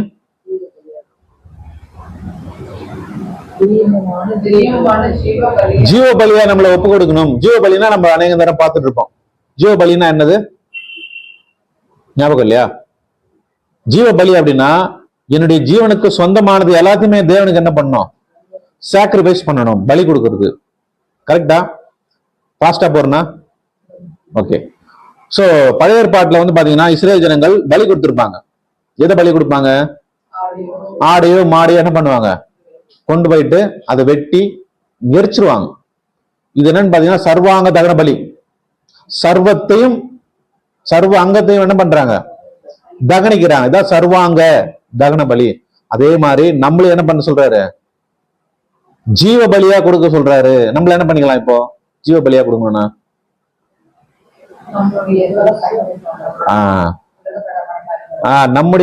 நம்முடைய காரியங்கள் என்ன, என்னுடைய படிப்பு, என்னுடைய திறமை, என்னுடைய டைம், என்னுடைய செல்வாக்கு, இது எல்லாத்தையுமே யாருக்கு சாக்ரிஃபைஸ் பண்ணணும்? கடவுளுக்கு நம்ம சாக்ரிஃபைஸ் பண்ணணும். இதுதான் ஜீவ பலின்னு சொல்றாரு. லிவிங் சாக்ரிஃபைஸ் சொல்லுவாங்க இல்லையா? நம்ம உயிரோட வாழ்ந்துட்டு என்ன பண்றோம், இப்போ சாக்ரிஃபைஸ் பண்றோம். எல்லாத்தையும் தேவனுக்காக என்ன பண்றோம், ஒப்பு கொடுக்கிறோம். இதுதான் புத்தி உள்ள ஆராதனைன்னு சொல்லிட்டாரு. மீதி எல்லாம் புத்தி இல்லாத ஆராதனை. அடுத்த வசனம் நீங்கள் இந்த பிரபஞ்சத்திற்கு ஒத்த வேஷம் தெரியாமல் தேவனுடைய நன்மையும் பிரியமும் பரிபூரணமான சித்தம் இன்னதென்று பகுத்தறியத்தக்கதாக உங்கள் மனம் புதிதாகிறதுனாலே மறுரூபமாகுங்கள். பாத்தீங்களா? சோ அப்போ நான் தேவனுக்காக வாழறேன்னு வந்துட்டு உடன்படிக்கை செஞ்சுட்டு நான் ஜீவ பலியா நான் ஒப்பு கொடுத்துட்டு இருக்கேன். அப்படி வாழும்போது நான் எப்படி வாழக்கூடாதான்? இந்த உலகத்துக்கு ஒத்த வேஷம் தரிக்க கூடாது. அப்படின்னா என்ன அர்த்தம்? காம்ப்ரமைஸ் ஆயிடக்கூடாது. நான் சர்ச்சில் இருக்கும்போது நான் என்னவா இருப்பேன்? கிறிஸ்தவனா இருப்பேன். நான் வெளியே வந்துட்டேன்னா உலகத்தானுடைய மோசமா இருப்பேன். கரெக்டா? அப்படி எடுத்துக்கலாமா? ஏன்னா இன்னைக்கு கிறிஸ்தவர்கள் அவங்கதான் அட்டூழியம் பண்றதே பயங்கரமா இன்னைக்கு நடந்துட்டு இருக்கு. ரொம்ப அட்டூழியம் நடந்துட்டு இருக்கு. உலகத்தானுடைய பண்றாங்க இப்போ. சோ அததான் சொல்றாரு, உலகத்துக்கு நீங்க என்ன பண்ணாதீங்க, ஒத்த விஷம் தரிக்காதீங்க. ஏன்னா இன்னைக்கு சபைக்குள்ளேயே என்ன பண்றாங்க, எழுந்து டான்ஸ் ஆடுறாங்க. மியூசிக் எல்லாம் போட்டு என்ன பண்றாங்க, டான்ஸ் ஆடுறது. எப்படி ஆடுறாங்க? இந்த சினிமாக்காரன் ஆடுறான் பாத்தீங்களா, அந்த மாதிரி ஆயிடுச்சு பாட்டுங்களாம். வெஸ்டர்ன் சாங்ஸ் போட்டு வெஸ்டர்ன் டான்ஸ். இதை பத்தி எல்லாம் பயங்கரமா எழுதியிருக்காரு. என்னன்னா களியாட்டுகளுக்கு நீங்க என்ன பண்ணிடாதீங்க, துணை போயிடாதீங்கன்னு சொல்லுது. அந்த களியாட்டெல்லாம் எங்க வந்துருச்சு? இப்போ சபைக்குள்ள வந்துருச்சு. புரியுதுங்களா? அப்ப நீங்க உலகத்துக்கு என்ன பண்ணிடாதீங்க, அந்த மாதிரி ஒத்த வேஷம் தரிக்காதீங்க. ஏன்னா ஜீவ பலியா செலுத்துறவங்க இந்த உலகத்துக்கு என்ன பண்ண மாட்டாங்க, உலகத்துக்கு ஒத்த வேஷம் தரிக்க மாட்டாங்க. புரிஞ்சுங்களா? அப்ப கிறிஸ்துவ வாழ்க்கைன்றது ஈஸியா கஷ்டமா? ரொம்ப கஷ்டம். ஆனா நம்மளுடைய முயற்சி தான் பாக்குறாரு. முயற்சி பண்ணோம்னா போயிடலாம், உள்ள போயிடலாம். ரொம்ப கஷ்டமா தான் தெரியும், முயற்சி பண்ற வரைக்கும் அது கஷ்டமா தான் இருக்கும். சரிங்களா? இதுதான் தெரிந்து கொள்ளப்பட்ட நிலைமை. ஓகேவா? அழைக்கப்பட்ட நிலைமையில இருந்து எங்க வந்தாச்சு? இப்போ தெரிந்து கொள்ளப்பட்ட நிலைமைக்குள்ள வந்தாச்சு. இப்போ தெரிந்து கொள்ளப்பட்ட நிலைமையில இருந்து எந்த நிலைமைக்குள்ள போனோம்? உண்மை உள்ளவர்கள் நிலைமைக்கு போனோம். இப்ப அதான் பாடம் பார்க்க போறோம். உண்மை உள்ள நிலைமைக்கு போனா நாம் என்ன செய்ய வேண்டும்?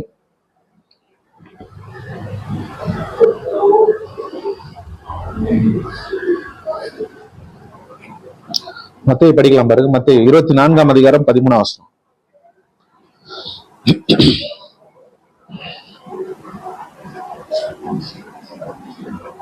முடிவு பரியந்தம் நிலைத்திருப்பவனே ரட்சிக்கப்படுவான்.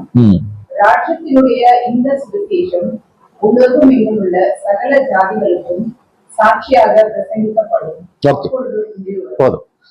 சோ இப்ப இந்த வசனம் என்ன சொல்லுச்சுன்னா, முடிவு பரியந்தம் நிலை நிற்பவனே ரட்சிக்கப்படுவான். சோ இதுதான் உண்மை உள்ள ஸ்டேஜ். இந்த அழைக்கப்பட்ட நிலைமையும் தெரிந்து கொள்ளப்பட்ட நிலைமையில இருந்து யார் கடைசி வரைக்கும் உண்மையா நிக்கிறாங்களோ, முடிவு பரியந்தம் அப்படின்னா எந்த முடிவு பரியந்தம்? அவர் வருகை வரைக்கும் நம்ம உயிரோட இருப்போமா? அதுதான் நம்முடைய மரணம் வரைக்கும் நம்ம என்னவா இருக்கணும்? உண்மையா இருக்கணும். அப்படின்னா என்ன கண்டிஷன்? அது உண்மையா இருக்கணும்னா என்னது? உண்மையே பேச வேண்டும்.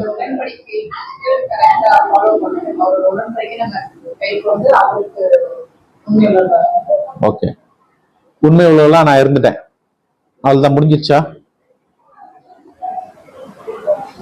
அப்பனா அதுல இன்னும் நிறைய காரியங்கள் இருக்குது, அதை நம்ம கண்டுபிடிக்க போறோம். இதை எடுக்கணும்னா கிட்டத்தட்ட 1.25 மணி நேரம் ஆகும். பிரதர் பார்த்தா எடுத்துடலாமா? சரி, ஏன்னா இந்த பாடம் முடிஞ்சும் இன்னொன்னு இருக்குது. நெக்ஸ்ட் கிளாஸ்ல அதை நம்ம பார்த்துடலாம். சரியா? சோ அப்ப அந்த உண்மை உள்ளவர்கள் என்ன அப்படின்னு பாத்தீங்கன்னா, நம்ம கவுண்ட் படிச்சிருக்கோமா?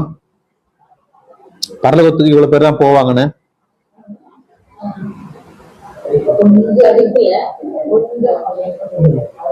கொஞ்சம் பேர் நீங்க சொன்னீங்களா? சொல்லியா? என்ன கேட்காதீங்க, நாளா கேட்காதீங்க.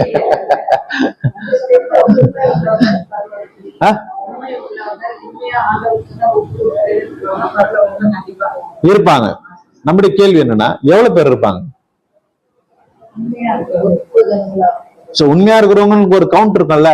எல்லாருமே உண்மையா இருந்துட முடியுமா? இல்லையே. யார் நீங்க சொன்னீங்க? எவ்வளவு சொன்னீங்க? 1,44,000 பேர். இந்த கவுண்ட் தான். இந்த கவுண்ட்டுக்கு தான் நம்மள என்ன பண்ணிருக்காரு, அழைச்சிருக்கிறாரு. என்ன சிஸ்டர்?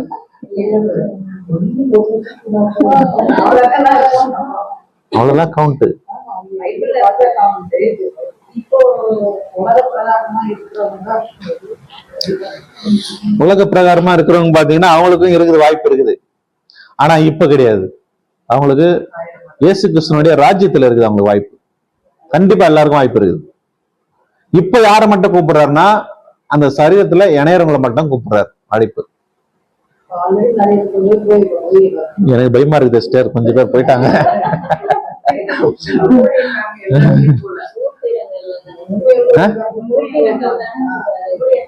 கோத்திரங்கள். ஆனா என்ன சொல்லியிருக்காருன்னா சிறுமந்தைன்னு சொல்லியிருக்காரு. கரெக்டா? இது பெருமந்தை கிடையாது. பரலோகத்துக்கு போறது சிறுமந்தை தான். லூக்காலே வசனம் இருக்கு, 12 42 வசனம். சிறுமந்தையே பயப்படாதுன்னு இருக்கும் வசனம். புரியுதுங்களா? அப்போ இது வந்து சின்ன கவுண்ட் தான். ஏன் பிரதர் 1,44,000 பேர்? ஒரு 5 லட்சம் 10 லட்சம் கொடுத்து நல்லா தருவேன். இது நம்மளுடைய கவுண்டிங், அவருடைய கவுண்டிங்க்கு ஒரு நாடு ஒரு வருஷம் 1000 ஆண்டு. இல்ல இப்ப அதையே நம்ம கண்டுபிடிச்சிடலாம். அதை கண்டுபிடிக்கதான் பாடமே. நம்மளுக்கு கேள்வி வரலாம், கிட்டத்தட்ட இந்த அழைப்பு வந்து 2000 வருஷமா போயிட்டு இருக்கு இல்லையா? எப்பத்துல இருந்து இயேசு கிறிஸ்து மாறிச்சு உயிரோட போயிட்டதுக்கு அப்புறம் அதுல இருந்து இந்த சுவிசேஷம் போயிட்டு இருக்கு. 2000 வருஷமா இன்னுமா கம்ப்ளீட் ஆகாம இருக்கு? 1,44,000 பேரு. அப்பனா எவ்வளவு டஃப்னு பாருங்க லைஃப். எவ்வளவு ஃபில்டர் ஆகணும் பாத்தீங்களா? சும்மா சாதாரணமா போயிட முடியுமா உள்ள? இன்னைக்கு உபதேசம் என்ன கிறிஸ்தவ மண்டலத்துல? ஞான ஸ்நானம் எடுத்துட்டீங்கன்னா எங்க போயிடலாம்? ஒரு காலம் முடியாது. சத்தியம் தெரியாம சத்தியம் தெரியாம ஒரு இன்ச்சு கூட வைக்க முடியாது சிஸ்டர். அந்த 1,44,000 போறதுக்கு பாருங்க, இவ்வளவு வருஷமா காலிங் போது அதுல இன்னும் அது இன்னும் முடியல, அழைப்பு முடியல. இன்னைக்கு வரைக்கும் போயிட்டே இருக்குது. ஏன்னா அதுக்கான ஆட்கள் கரெக்டா என்ன ஆகல, இன்னும் ஃபிட் ஆகல. அந்த சரீரம் என்ன ஆகல, முழுமை அடையல. வாய்ப்பு போயிட்டே இருக்குது. பாத்தீங்களா? இப்ப செதுக்கிட்டே இருக்கிறாரு. அதை செதுக்கிறதுக்கு தன்னை ஒப்பு கொடுக்காத என்ன பண்ணிடுவாரு, தள்ளிடுவாரு. அடுத்து என்ன எடுப்பாரு, இதை ஷேப் பண்ணுவார். இது ஒப்பு கொடுத்துச்சுன்னா இதை கொண்டு போய் ஃபிட் பண்ணுவார். இதுதான் ப்ராசஸ். இன்னைக்கு உலகத்துல இதுதான் நடந்துட்டு இருக்கு ப்ராசஸ். பாத்தீங்களா? அவர் ஒண்ணு ஒப்பு கொடுத்தா அதை எடுக்கிறாரு. இல்ல சுயாதீனத்துல அவங்க வெளியே போறாங்கன்னா விட்டுறாரு. அழைக்கப்படுறாங்க, நிறைய பேர் அழைக்கப்படுறாங்க, தெரிந்து கொள்ளப்படுறாங்க, உள்ள வராங்க. இந்த நிலைமைக்குள்ளது உண்மை உள்ள நிலைமைக்கு போகாம நிறைய பேர் என்ன ஆயிடுறாங்க, ஃபில்டர் ஆயிடுறாங்க. சோ அப்ப அந்த கவுண்ட் 1,44,000 பேர் அப்படின்னு வேதம் சொல்லுது. படிக்கலாமா வசனங்கள்? படிக்கலாம் பாருங்க. வெளிப்படுத்தல் 14ஆம் அதிகாரம் 4ஆம் வசனம். ஸ்திரீகளால் தங்களை கரைப்படுத்தாதவர்கள் இவர்களே, கற்புள்ளவர்கள் இவர்களே, ஆட்டுக்குட்டியானவர் எங்கே போனாலும் அவரை பின்பற்றுகிறவர்கள் இவர்களே. இவர்கள் மனுஷரில் இருந்து தேவனுக்கும் ஆட்டுக்குட்டியானவருக்கும் முதற்பலனாக மீட்டுக் கொள்ளப்பட்டவர்கள். இவர்களுடைய வாயிலே தவறும் காணப்படவில்லை. இவர்கள் தேவனுடைய சிங்காசனத்துக்கு முன்பாக 4ஆம் வசனம் படிங்க, 4ஆம் வசனம் வரைக்கும். முதல்ல இருந்து படிங்க. மலையின் மேல் ஆட்டுக்குட்டியானவரையும் அவருடைய கூட அவருடைய பிதாவின் நாமம் பல கட்சிகளில் எழுதப்பட்டிருந்த 1,44,000 பேரையும் நிற்க கண்டேன். ஓகே, இப்போ இந்த 1,44,000 பேர் எங்க இருந்து எடுத்துக்கொள்ளப்பட்டவங்க? இஸ்ரேல்ல யூதர்கள், அந்த 12 கோத்திரத்துல இருந்து. 12 அத பத்தி சொல்லுதா?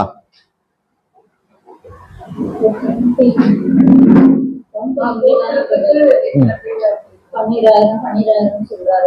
ஒவ்வொரு கோத்திரத்துக்கும் தனித்தனியா சொல்றாரு. அப்போ இந்த 1,44,000 இஸ்ரேல் தான் போவாங்களா? Very good. அப்ப யாரு இது அப்போ? ஆனா இஸ்ரேல் கோத்திரத்தை பத்தி தானே சொல்லுதுன்னு சொல்றீங்க. என்ன குழப்பறீங்க அப்படி அப்படின்றீங்களா? என்ன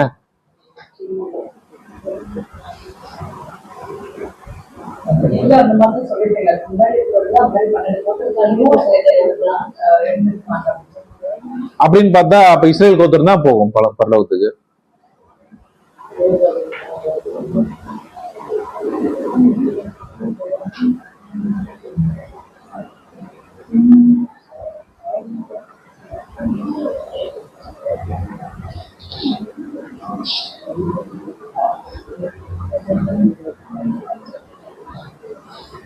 கலாத்தியர் 3:28 படிங்க.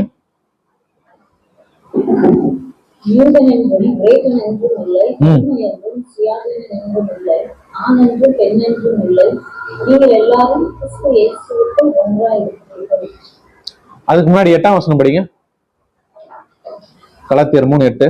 மேலும் தேவன் விசுவாசத்தினாலே புறஜாதிகளை நீதிமான்களாக்குகிறார் என்று தேவன் முன்னாக கண்டு நமக்குள் சகல ஜாதிகளும் ஆசீர்வதிக்கிறார். சோ இது யாரை பத்தி சொல்லுதுன்னா புறஜாதிகளை பத்தி சொல்லுது.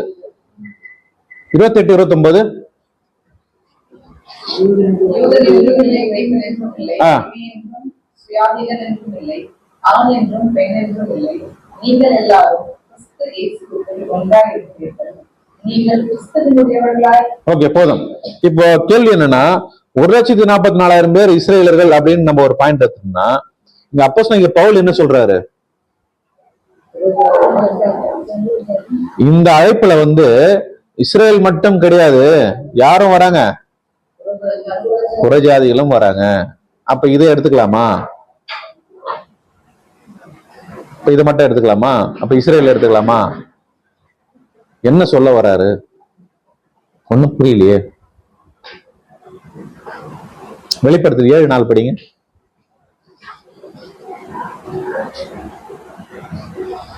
முத்திரை போடப்பட்டவர்களின் தொகையை சொல்ல கேட்டேன். இஸ்ரவேல் புத்திரருடைய சகல கோத்திரங்களிலும் முத்திரை போடப்பட்டவர்கள் 1,44,000. இங்கதான் இஸ்ரேல் பத்தி சொல்றாரு.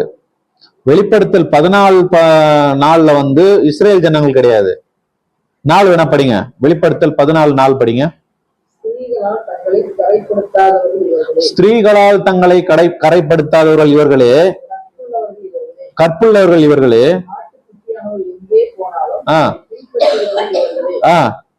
மனுஷரிலிருந்து தேவனுக்கும் ஆட்டுக்குட்டியானவருக்கும் முதற் பலனாக மீட்டுக் கொள்ளப்பட்டது. இவர்கள் வாயிலே கபடம் காணப்படவில்லை. இவர்கள் தேவனின் சிங்காசனத்திற்கு முன்பாக வாசில்லாதவர்களாக இருக்கிறார்கள். ஆமா, அந்த ஃபர்ஸ்ட் வசனம் சொல்லிட்டு தான் அவங்கள பத்தி தான் இது சொல்லுது. சரி, ஃபர்ஸ்ட் வசனம் படிங்க மறுபடியும். பின்பு நான் பார்க்கும்போது இதோ சீயோன் மலையின் மேல் ஆட்டுக்குட்டியானவரையும் அவரோட கூட அவருடைய பிதாவின் நாமம் தங்கள் வெற்றிகளில் எழுதப்பட்டிருந்த 1,44,000 பேரையும் இருக்க கண்டேன். அல்லாமலும் பெருவெள்ள இறைச்சல் போலவும் பலத்த இடிமுழக்கம் போலவும் ஒரு சத்தம் வானத்திலிருந்து உண்டாக கேட்டேன்.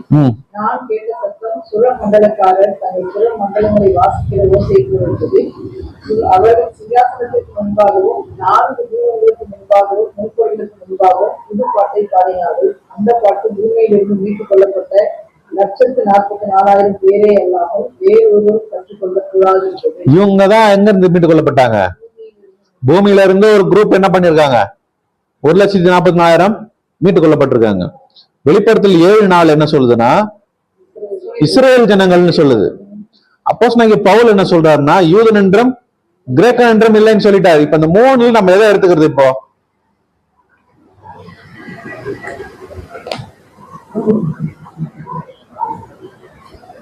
உங்களுக்கு 9 மணி வரைக்கும் டைம் இருக்குது.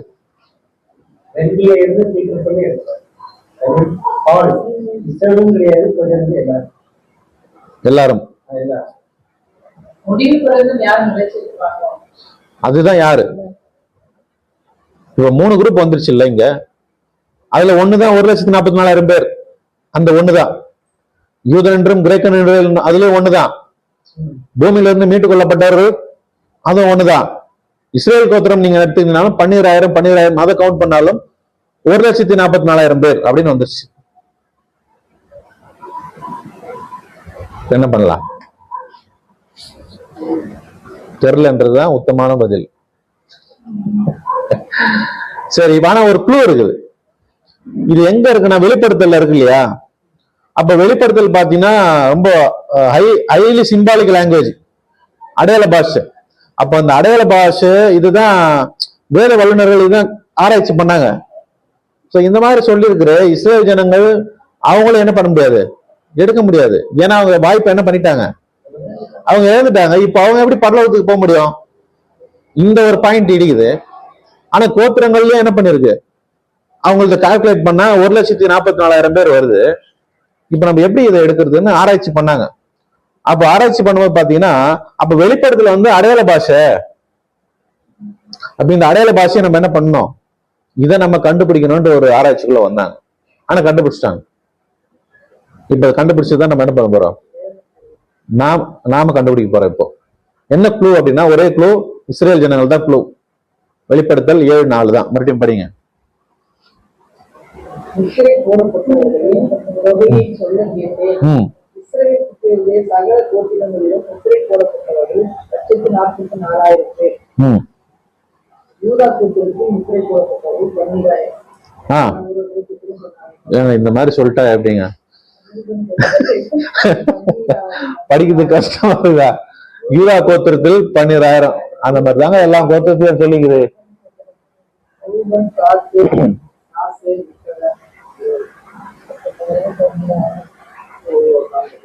இப்ப இவங்கெல்லாம் யாரு யாரு இவங்க? யாக்கோபுடைய 12 பிள்ளைங்க. கரெக்டா? இதுலயும் பெரிய மிஸ்டேக் நடந்திருக்குது. இப்போ மிஸ்டேக்னா பிரிண்ட் பண்ணும்போது மிஸ்டேக் இல்ல, தேவனே அங்க என்ன பண்ணிருக்காருன்னா அவாய்ட் பண்ணிருக்காரு ஒரு விஷயத்த. யாருன்னா கண்டுபிடிச்சு சொல்லுங்க. இந்த பாயிண்ட்லயே சொல்லிடலாம், இஸ்ரேல் எங்க போகாது, பரலோகத்துக்கு போகாதுன்னு ஃபைனல் பண்ணிடலாம். யாராச்சும் கண்டுபிடிக்கீங்களா பார்க்கலாம்.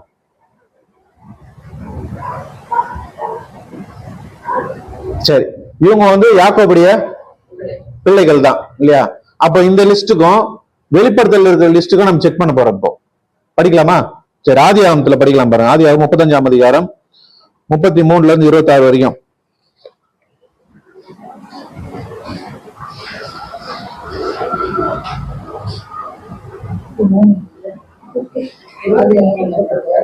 யாக்கோபின் குமாரர் 12 பேர். யாக்கோபின் மூத்த மகனாகிய ரூபன், சிமியோன், லேவி, யூதா, இசக்கார், செபுலோன் என்பவர்கள் லேயா பெற்ற குமாரர். யோசேப்பு, பென்யமீன் என்பவர்கள் ராகேல் பெற்ற குமாரர்.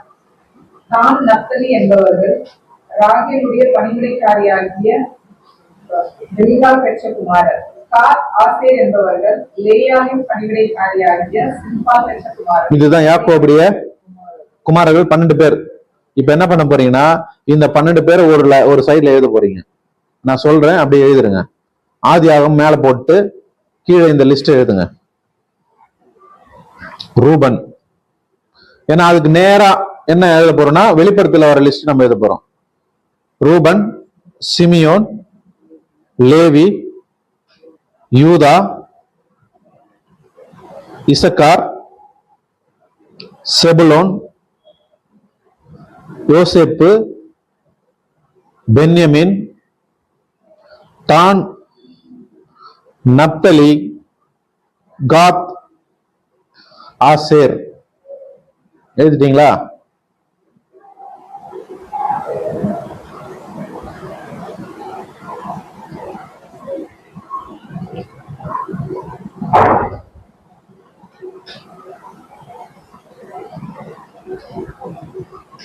எழுதிட்டீங்களா 12 பேரை? சொல்லுங்க.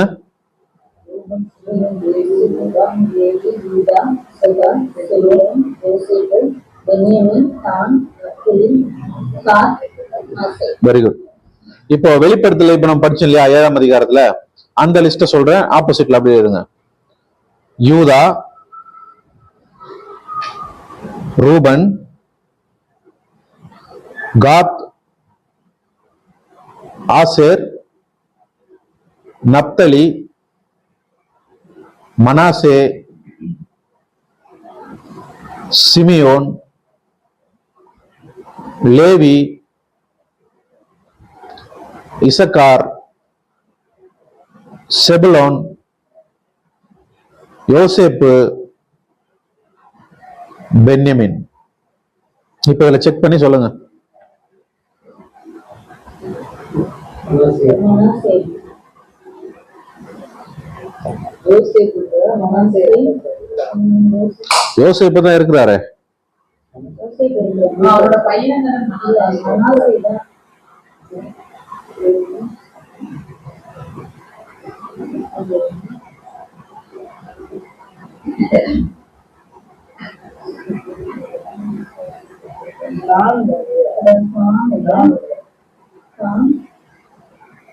காப்பு. அதான் தான் மட்டும் இல்லை. தான் எங்க இல்ல, வெளிப்படுத்தல இல்ல. அதுக்கு பேர் யார் வந்திருக்கா? மனாசே வந்திருக்கிறார். சோ அப்போ இதை நம்ம கவனிக்கும் போது பாத்தீங்கன்னா, அப்போ இந்த 12 கோத்திரத்துல ஒருத்தர் என்ன பண்ணியாச்சு, எடுத்தாச்சு, ஒருத்தர் ஆட் பண்ணியிருக்காரு. அப்ப எந்த கோத்திரம் எங்க போகாது? இஸ்ரேல் கோத்திரம் எங்க போகாது? பரலோக வாய்ப்புக்கு இல்ல. ஏன்னா ஒரு கோத்திரத்தை எடுத்துட்டு மிக்ஸ் பண்ணியிருக்காரு, இப்போ ஆட் பண்ணியிருக்காரு. இப்போ வாய்ப்பு கிடையாது. அப்ப இங்க என்ன கேள்வி வரணும்னா, தான் கோத்திரம் ஏன் இல்ல, அவங்க என்ன பண்ணாங்க? அது நம்ம ஒரு பாடமா பார்க்க போறோம், பின்னாடி பார்க்கலாம். தான் கோத்திரம் ஏன் இந்த லிஸ்ட்ல வரல, ஏன் பர்டிகுலரா இந்த வெளிப்படுத்தல எடுத்துட்டாரு, மிகப்பெரிய ரீசன். அதனாலதான் எடுத்தாரு தானே. சோ அப்படி யோசிக்கும் போது, அப்போ இங்க ஒரு கோத்திரத்தை எடுத்து சேஞ்ச் பண்ணியிருக்காரு, இங்க போல இஸ்ரேல் கோத்திரம் போலன்றது ஒரு வாய்ப்பு, ஒரு முடிவு. அதே மாதிரி அப்போ இன்னும் இதுல எக்ஸ்ட்ராவா என்ன நம்ம ஆராய்ச்சி பண்ணலாம் அப்படின்னு பார்க்கும்போது, இதுல என்ன இருக்குது, இந்த 12 கோத்திரத்துல என்ன இருக்குதுன்னு கண்டுபிடிச்சாங்க. அப்படி கண்டுபிடிக்கும் போது பாத்தீங்கன்னா, ஒவ்வொரு பேர்லயும் ஒரு அர்த்தம் இருக்குது. அதுதான் இப்ப நம்ம கண்டுபிடிக்க போறோம்.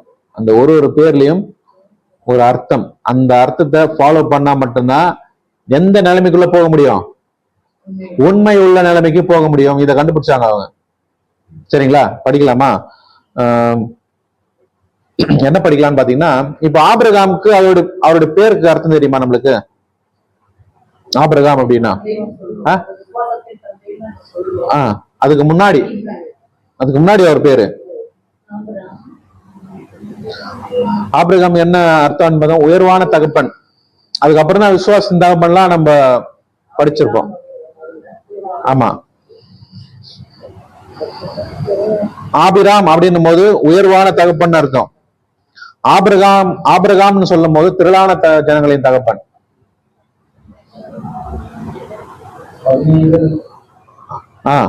ஆமா. அதே மாதிரி யாக்கோபுக்கு என்ன பேரு, என்ன மீனிங் அப்படின்னு பாத்தீங்கன்னா, யாக்கோபுக்கு தட்டி வீழ்த்துவேன் அப்படின்னு பேரு, மீனிங். இஸ்ராயலுக்கு என்ன மீனிங்?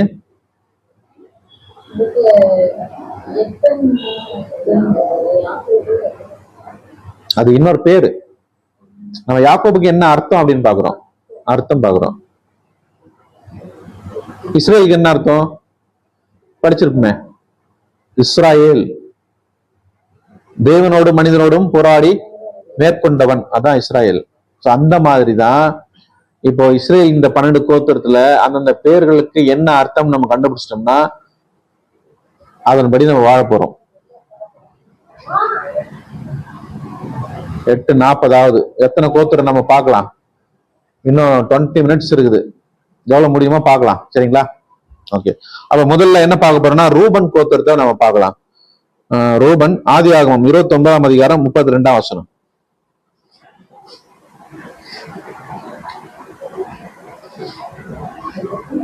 லேயாள் கர்ப்பவதியாக ஒரு குமாரனை பெற்று கர்த்தர் என் சிறுமையை காண்கிறதினார். அப்பொழுது என் புருஷன் என்னை நேசிப்பார் என்று சொல்லி அவனுக்கு ரூபன் என்று பெயரிட்டாள். ஓகே.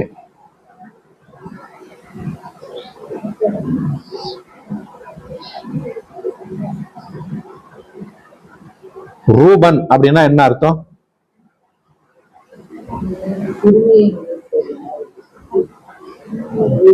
நினைத்தருளினாரா?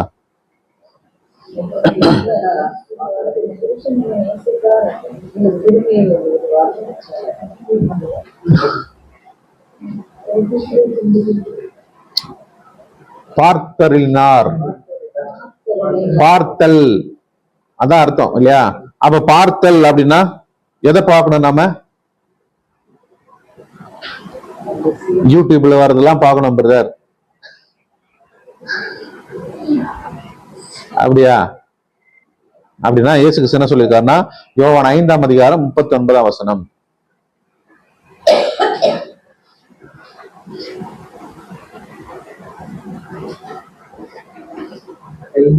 39. வேத வாக்கியங்களை ஆராய்ந்து பாருங்கள்.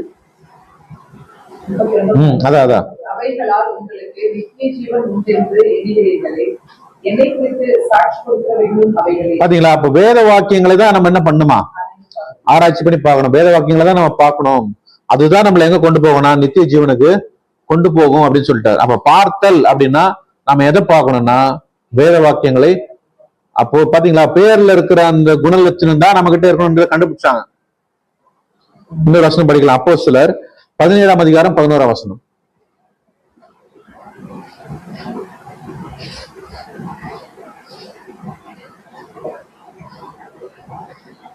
அந்த பட்டணத்தார் கரெக்ட் தான், படிங்க. மனோவாஞ்சையாய் வசனத்தை ஏற்றுக்கொண்டு காரியங்கள் இப்படி இருக்கிறதா என்று தினந்தோறும் வேத வாக்கியங்களை ஆராய்ந்து பார்ப்பதினால் பட்டணத்தை பார்க்கலாம். உள்ளவர்களை பார்க்கிறோம் நற்குணசாலிகளாய் இருந்தார். யார் அவங்க? பெரிய பட்டணத்தார். அப்ப தினந்தோறும் அவங்க என்ன பண்ணிருக்காங்க? வேத வாக்கியங்களை ஆராய்ந்து தெசலோனிக்கேயர் பார்க்கல இவங்க என்ன ஆயிட்டாங்க? இப்போ குணசாலிகள் ஆயிட்டாங்க. அப்ப சத்தியத்தை ஆராய்ந்து பார்க்கணும். இது மிகப்பெரிய ஒரு குணலட்சணம். சரிங்களா? அடுத்தது சிமியோன் ஆதியாகமம் 29ஆம் அதிகாரம் 33ஆம் வசனம்.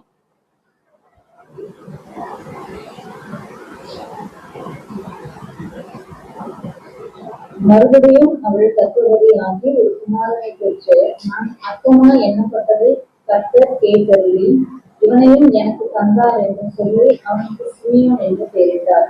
சொல்லுங்க, சிமியோனுக்கு என்ன அர்த்தம்?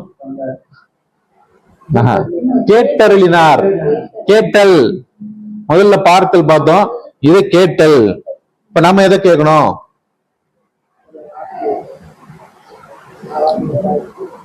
அது பார்த்தல், இது கேட்டல். எதை கேட்கணும்?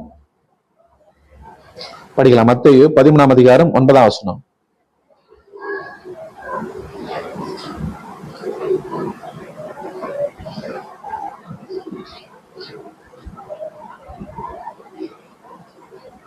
கேட்கிறதற்கு காதுள்ளவன் கேட்க கடவுள் என்றார். கேட்கிறதற்கு காதுள்ளவன். அப்ப காது இருக்குதான்னு கேக்குறா நம்மள. காது எல்லாருக்கும் இருக்குது இல்ல அப்படின்னு என்ன அர்த்தம்? அந்த இருதயம் கேட்கிறதுக்கு அந்த இருதயம் தான் நம்ம கிட்ட சொல்றாரு. அப்புறம் யாக்கோபு 1:19.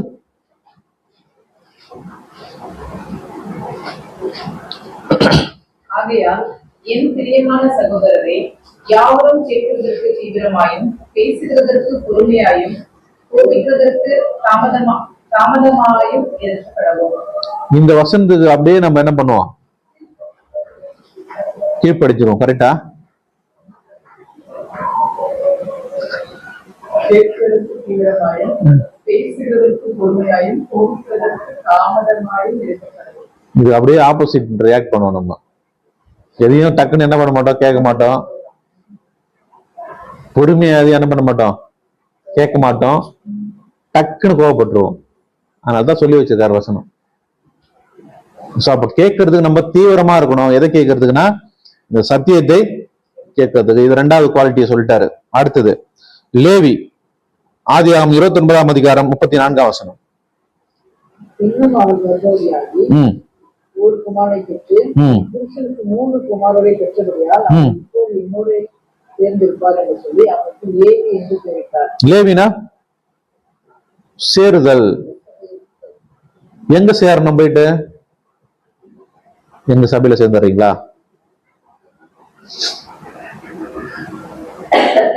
அப்ப எங்க சேரணும்னா யாக்கோபு 4:8 படிங்க. தேவனிடத்தில் சேருங்கள். நாம சேர வேண்டியது அவர்கிட்டதான். அதற்கு என்னென்ன பண்ணணுமோ? சத்தியத்தை பார்க்கணும், சத்தியத்தை ஆராய்ச்சி பார்க்கணும், சத்தியத்தை கேட்கணும், கேட்கறதுக்கு தீவிரமா இருக்கணும் இல்லைங்களா?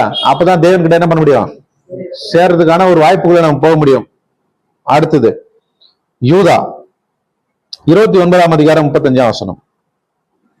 மறுபடியும் அவள் தத்துவடியாக ஒரு குமாரனை பெற்று ம். இப்பொழுது கர்த்தரை துதிப்பேன் என்று சொல்லி அவனுக்கு யூதா என்று பெயரிட்டார். அப்படின்னா துதித்தல். நாம் என்ன துதிக்கணும்? கர்த்தரே தேவன். 1000 வாட்டி என்ன பண்ணலாம்? ஸ்தோத்திரம் ஸ்தோத்திரம் ஸ்தோத்திரம் ஸ்தோத்திரம் அப்படி சொல்றாரா? இனி கிறிஸ்தவங்க அப்படித்தானே பண்றாங்க. 1000 பலிகள், ஸ்தோத்திர பலிகள் சொல்றாங்களா இல்லைங்களா? அதை பத்தி சொல்லவே இல்லை. ஏன்னா உலகத்தானம் புறஜாதி என்ன பண்றான்? அவன் ஒரு மெத்தட் வச்சுருக்கிறான். அதே மெத்தட் தான் இன்னைக்கு யார் ஃபாலோ பண்றா? கிறிஸ்தவங்களும் பண்றான். சரி, ஸ்தோத்திரம் ஸ்தோத்திரம் ஸ்தோத்திரம்னாலே பரலோகத்துக்கு போயிட முடியுமா? சரி, படிக்கலாம், வசனம் படிக்கலாம். மத்தேயு 5:16 படிங்க.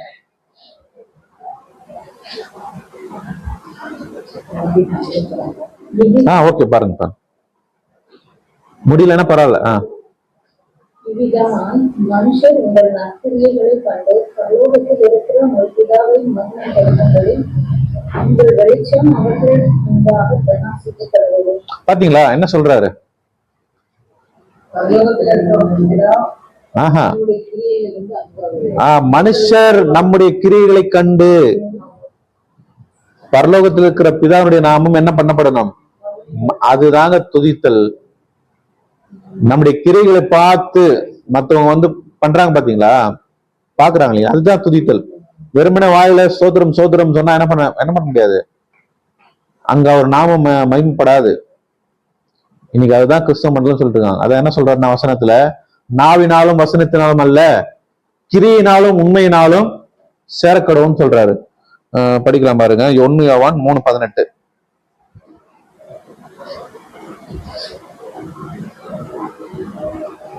என் பிள்ளைகளே, வசனத்தினாலும் நாவினாலும் அல்ல கிரியையினாலும் உண்மையினாலும் அன்பு கூறக்கடவும். பாத்தீங்களா, கிரியினாலும் அன்பினாலும் அன்பு கூறக்கடவும், உண்மையினாலும். அப்ப வெறுமனே வாயிலே சொல்லிட்டு நான் வாழ்றது பிரயோஜனம் இல்லைன்னு சொல்ல வர்றாரு. நம்முடைய வாழ்க்கையில செயல்முறைப்படுத்தணும். அதுதான் துதித்தல். இன்னும் மீறி நம்ம போகும். இன்னும் அதுல கேள்விகளும் வரும். என்ன பழைய ஏற்பாட்டுலாம் நிறைய பேர் என்ன பண்ணிருக்காங்க, துதிச்சிருக்கிறாங்களே, பாட்டு பாடி இருக்கிறாங்களே, அது வேற டாபிக்.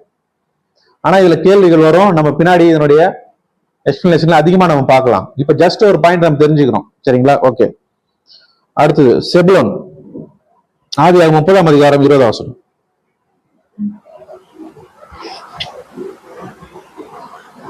அப்பொழுது லேயா, தேவன் எனக்கு நல்ல ஈவை தந்தார், என் புருஷனுக்கு நான் 6 குமாரரை பெற்றபடியால் இப்பொழுது அவர் என்னுடனே வாசம் பண்ணுவார் என்று சொல்லி எனக்கு செபுலோன் என்று பெயரிட்டார். அப்படின்னா என்ன அர்த்தம்? செபுலோன் வாசம் பண்ணுவார். எபேசியர் 2:19.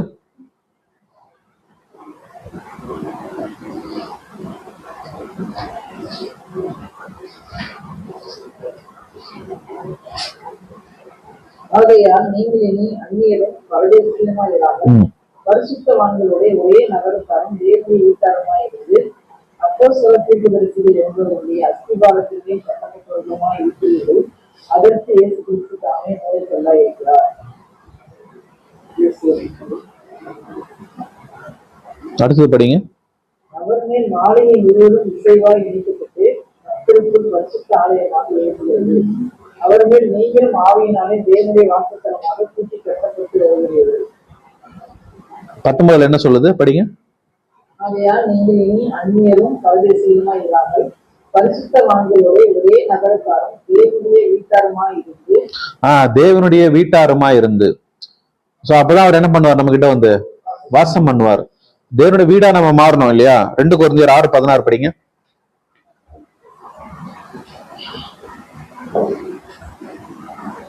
தேவனுடைய ஆலயத்திற்கும் விக்கிரகங்களுக்கும் சம்பந்தம் என்று நான் அவர்களுக்குள்ளே வாசம் பண்ணி அவர்களுக்குள்ளே உலாவி அவர்கள் தேவனாய் இருப்பேன், அவர்கள் என் ஜனங்களாய் இருப்பார்கள் என்று தேவன் சொன்னபடி நீங்கள் ஜீவனுள்ள தேவனுடைய ஆலயமாய் இருக்கிறீர்கள்.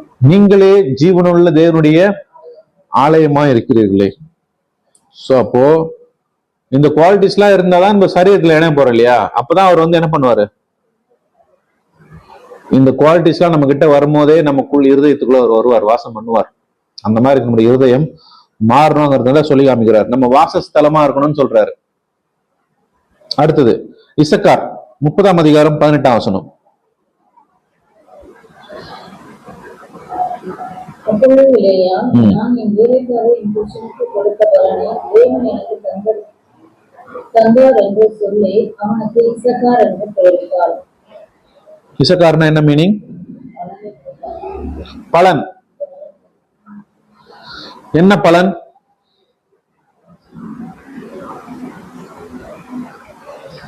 படிக்கலாம். யாக்கோபு 1ஆம் அதிகாரம் 18ஆம் வசனம்.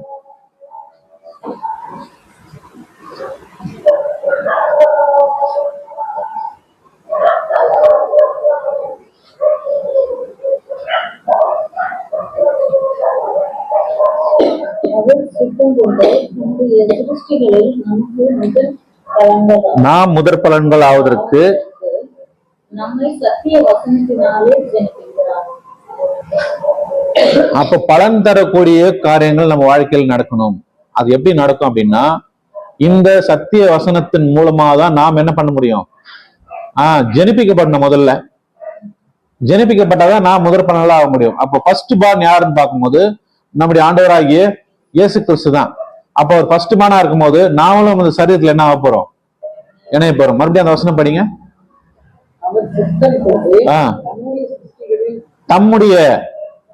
தம்முடைய சிருஷ்டிகளில் நாம் முதற் பலன்கள் ஆவதற்கு, நம்மை சத்திய வசனத்தினாலே ஜெனிக்கிறார். பாத்தீங்களா, வெறும் வசனத்தினால அல்ல, சத்திய வசனத்தினாலே ஜனிப்பித்தார். அப்ப நம்ம சத்திய வசனத்தின் மூலமா தான் ஜனிப்பிக்கப்படணும். அப்படி வரும்போதுதான் நாம் பலன் தரக்கூடிய காரியத்துக்குள்ள நம்ம போக முடியும். இப்ப எத்தனை பாயிண்ட் பார்த்திருக்கோம்? 6 பார்த்திருக்கோம். மீதி 6 பாயிண்ட அடுத்த கிளாஸ்ல என்ன பண்ணலாம் நம்ம பார்க்கலாம். அது இன்னும் இன்ட்ரெஸ்டிங்கா இருக்கும். டீட்டெயிலா நம்ம பார்க்கலாம். சரிங்களா? அப்ப என்ன கேட்டகரியில வந்தோம்? இப்ப நம்ம உண்மை உள்ளவர்கள். அப்ப அந்த உண்மை உள்ளவர்களுக்கு ஒரு சில வசனங்கள் நம்ம படிச்சோம் இல்லையா? வெளிப்படுத்தல 14:4 படிங்க.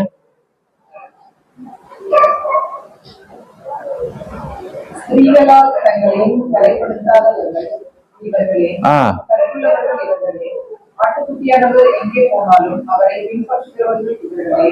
இவர்கள் மனுஷர்களுக்கும் தேவனுக்கும் ஆட்டுக்குட்டியானவருக்கும் முதல் பலனாக மீட்கப்பட்டவர்கள். பாத்தீங்களா? இவங்கதான் அந்த 1,44,000 பேர்.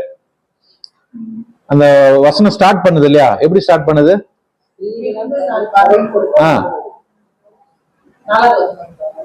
நாலாவது வசனம் படிங்க. ஸ்திரீகளால் தங்களை, அப்படின்னா என்ன அர்த்தம்? அதுவா? ஸ்திரீகளால் தங்களை கரைப்படுத்தாதவர்கள் இவர்களே.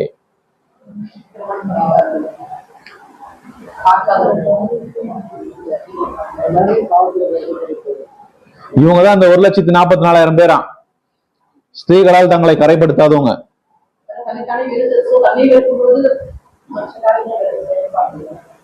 அப்ப நம்ம இதை லிட்டரலா என்ன பண்றோம்? புரிஞ்சுக்கிட்டோம். புரியுதுங்களா? லிட்டரலா புரிஞ்சதுனால்தான் இப்ப அடுத்த பாயிண்ட்டுக்குள்ள போக முடியல. அப்ப ஸ்திரீகளால் கரைப்படுத்தாதவங்கன்னா இது யாரை மட்டும் மென்ஷன் பண்ணுது?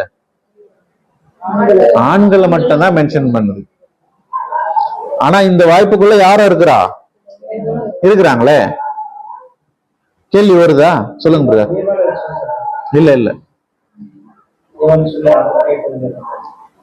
அந்த பாயிண்ட் இல்ல. அப்போ யாரா இருக்கும் அந்த ஸ்திரீகள்?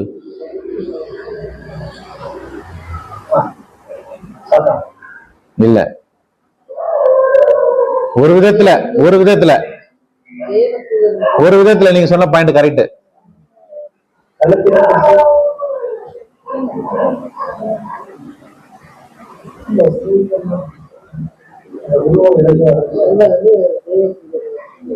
இந்த பாயிண்ட வச்சுதான் இன்னைக்கு வந்து பெண்டிகாஸ்ட், ஆர்சி இதை ஃபாலோ பண்றாங்க.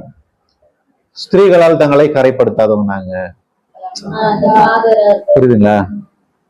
ஃபாதர், சிஸ்டர் அப்படின்னு போயிட்டாங்க. அப்படி நீங்க யோசிச்சீங்கன்னா கூட இது சகோதரர்களுக்கு மட்டும் தானே பொருந்தது, சகோதரிகள் பொருந்தலையே. பரலோகம்ன்றது ஆண் என்றும் பெண் என்றும் நம்ம பார்த்துட்டோம். அப்ப இந்த வசனத்தை வச்சுனீங்கன்னா நீங்க ஆண்களை மட்டும்தான் முக்கியப்படுத்தி சொல்றீங்க, அங்க அடி வாங்கிடுச்சுல்ல. அப்ப அந்த புரிந்து கொள்வதில் தவற, லிட்டரலா புரிஞ்சுட்டாலே தவறு தானே, தவறா தானே ஃபாலோ பண்ணிட்டு இருக்காங்க. அப்ப எப்படி நம்ம இதை புரிஞ்சுக்கலாம்?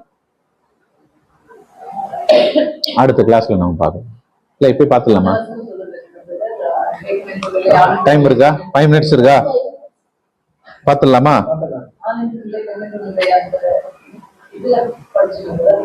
சரி, இப்ப நம்ம கண்டுபிடிக்கலாம் பாருங்க. ஏசியா 4:1 தான் உங்களுக்கு க்ளூ, அதுதான் மீனிங்கே.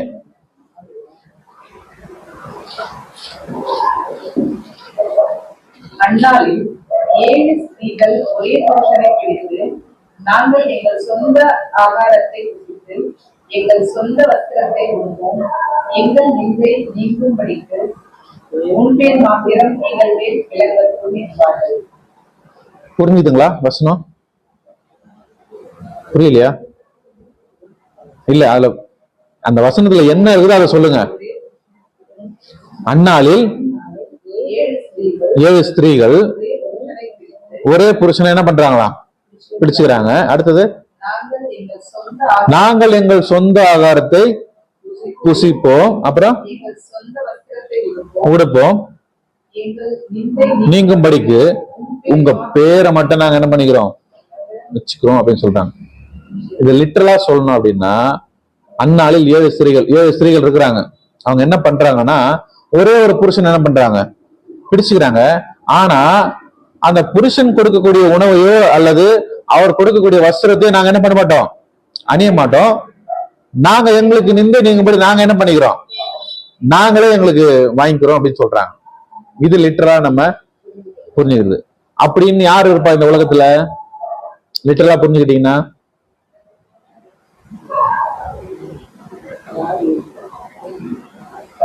உங்க பேரை மட்டும் நாங்க வச்சுக்கிறோங்க, எங்க இஷ்டப்படி தாங்க நடப்போம்.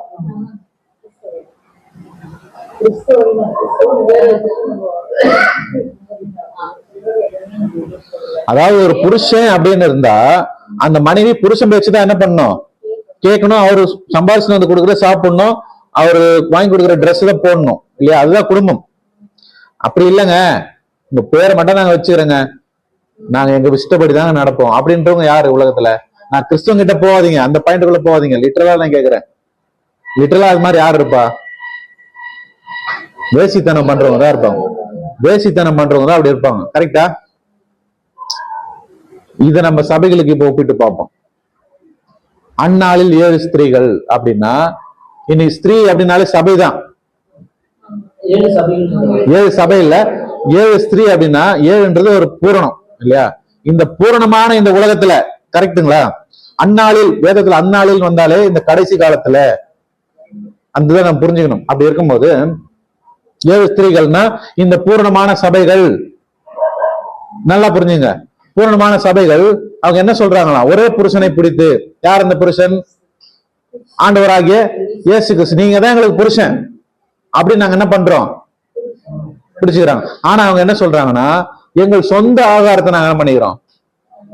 எங்க சொந்த வஸ்திரத்தை நாங்க என்ன பண்ணிக்கிறோம் அப்படின்னா, எங்களுக்கான ஒரு கோட்பாடு இருக்குதுங்க, எங்களுக்குன்னு ஒரு கொள்கை இருக்குதுங்க, எங்களுக்குன்னு ஒரு பாரம்பரியம் இருக்குதுங்க, எங்களுக்குன்னு ஒரு ட்ரெஸ் இருக்குதுங்க, அதை நாங்க போட்டுக்கிறோம். ஆனா நீங்க சொன்ன மாதிரிலாம் நாங்க என்ன பண்ண மாட்டோம். கரெக்டா? இயேசு கிறிஸ்து சொன்ன மாதிரி நாங்க என்ன பண்ண மாட்டோம், நடக்க மாட்டோம். எங்களுக்குன்னு ஒரு கொள்கை இருக்குது. இததான் அந்த வசனம் சொல்லுது. ரைட்டா? அப்ப எங்க நிந்தை நீங்கும்படிக்கு உங்க பேரை மட்டும் நாங்க வச்சுக்கிறோங்க. ஏதாவது ஒரு பிரச்சனைன்னு வந்துன்னு வச்சுங்களேன், உங்க பேரை தான் நாங்க என்ன பண்ணுவோம்? சொல்லுவோம். இயேசு கிறிஸ்து தான் எங்களுக்கு தலை அப்படின்னு நாங்க சொல்லுவோம். இததான் மென்ஷன் பண்ண அந்த வசனம். அப்படி இருக்கும்போது இப்ப வெளிப்படத்துல நீங்க கலெக்ட் பண்ணுங்க.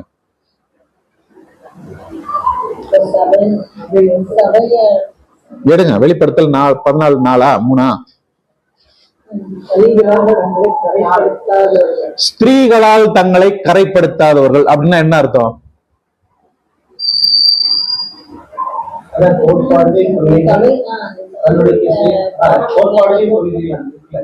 அந்த கோட்பாடுலையும் அந்த பாரம்பரியத்திலும் தங்களை கரைப்படுத்தாதவர்கள் தான் யாரா மாற முடியும்? இயேசு கிறிஸ்துக்கு மனவாட்டியா மாற முடியும்.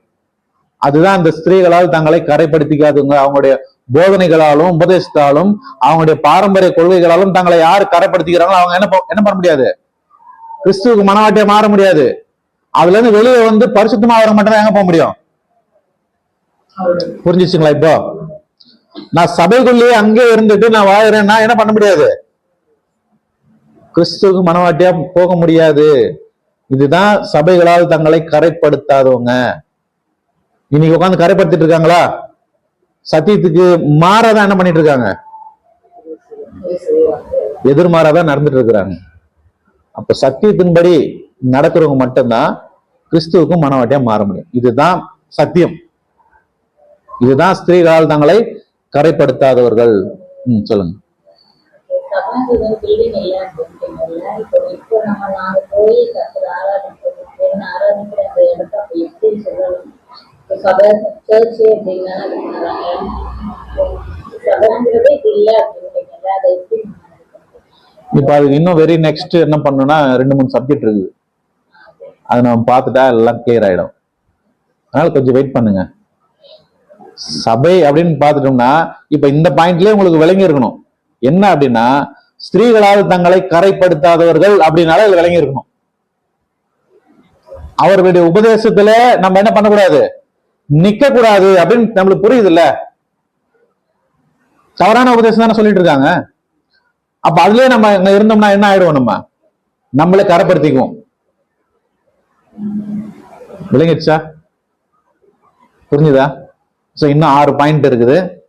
அந்த 6 பாயிண்ட நம்ம அடுத்த வாரம் என்ன பண்ணலாம் பார்த்துட்டு, அதுலயும் இன்னொரு பாடம் இருக்குது, அதையும் பார்த்தோம்னா தான் இன்னும் கிளியர் ஆயிடும்.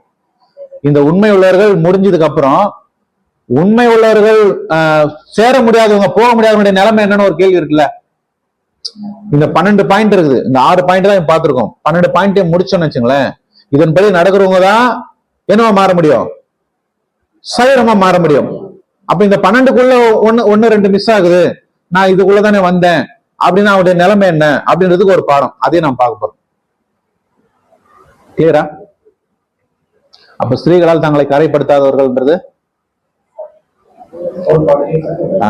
அதுக்கு தங்களுக்கு ஆனா இப்ப அது உள்ளதான் இருக்கிறோம். இருந்தாலும் இப்ப நம்மளுக்கு என்ன கிடைச்சிருக்கு, சத்தியம் கிடைச்சிருக்கு. அந்த சத்தியம் நம்மளை கைட் பண்ணும். அதனால பொறுமையா இருங்க. இன்னும் ஒரு சில பாடங்கள் மேஜர் பாடம் இருக்குது, அதை பார்த்தோம்னா இன்னும் நீங்க கிளியர் ஆயிடுவீங்க. உங்களுடைய சுயாதீனம் தான். சரிங்களா? தேவன் தாமே ஆசீர்வதிப்பாராக. ஆமென். ப்ரேயர் பண்ணி முடிச்சிடலாம்.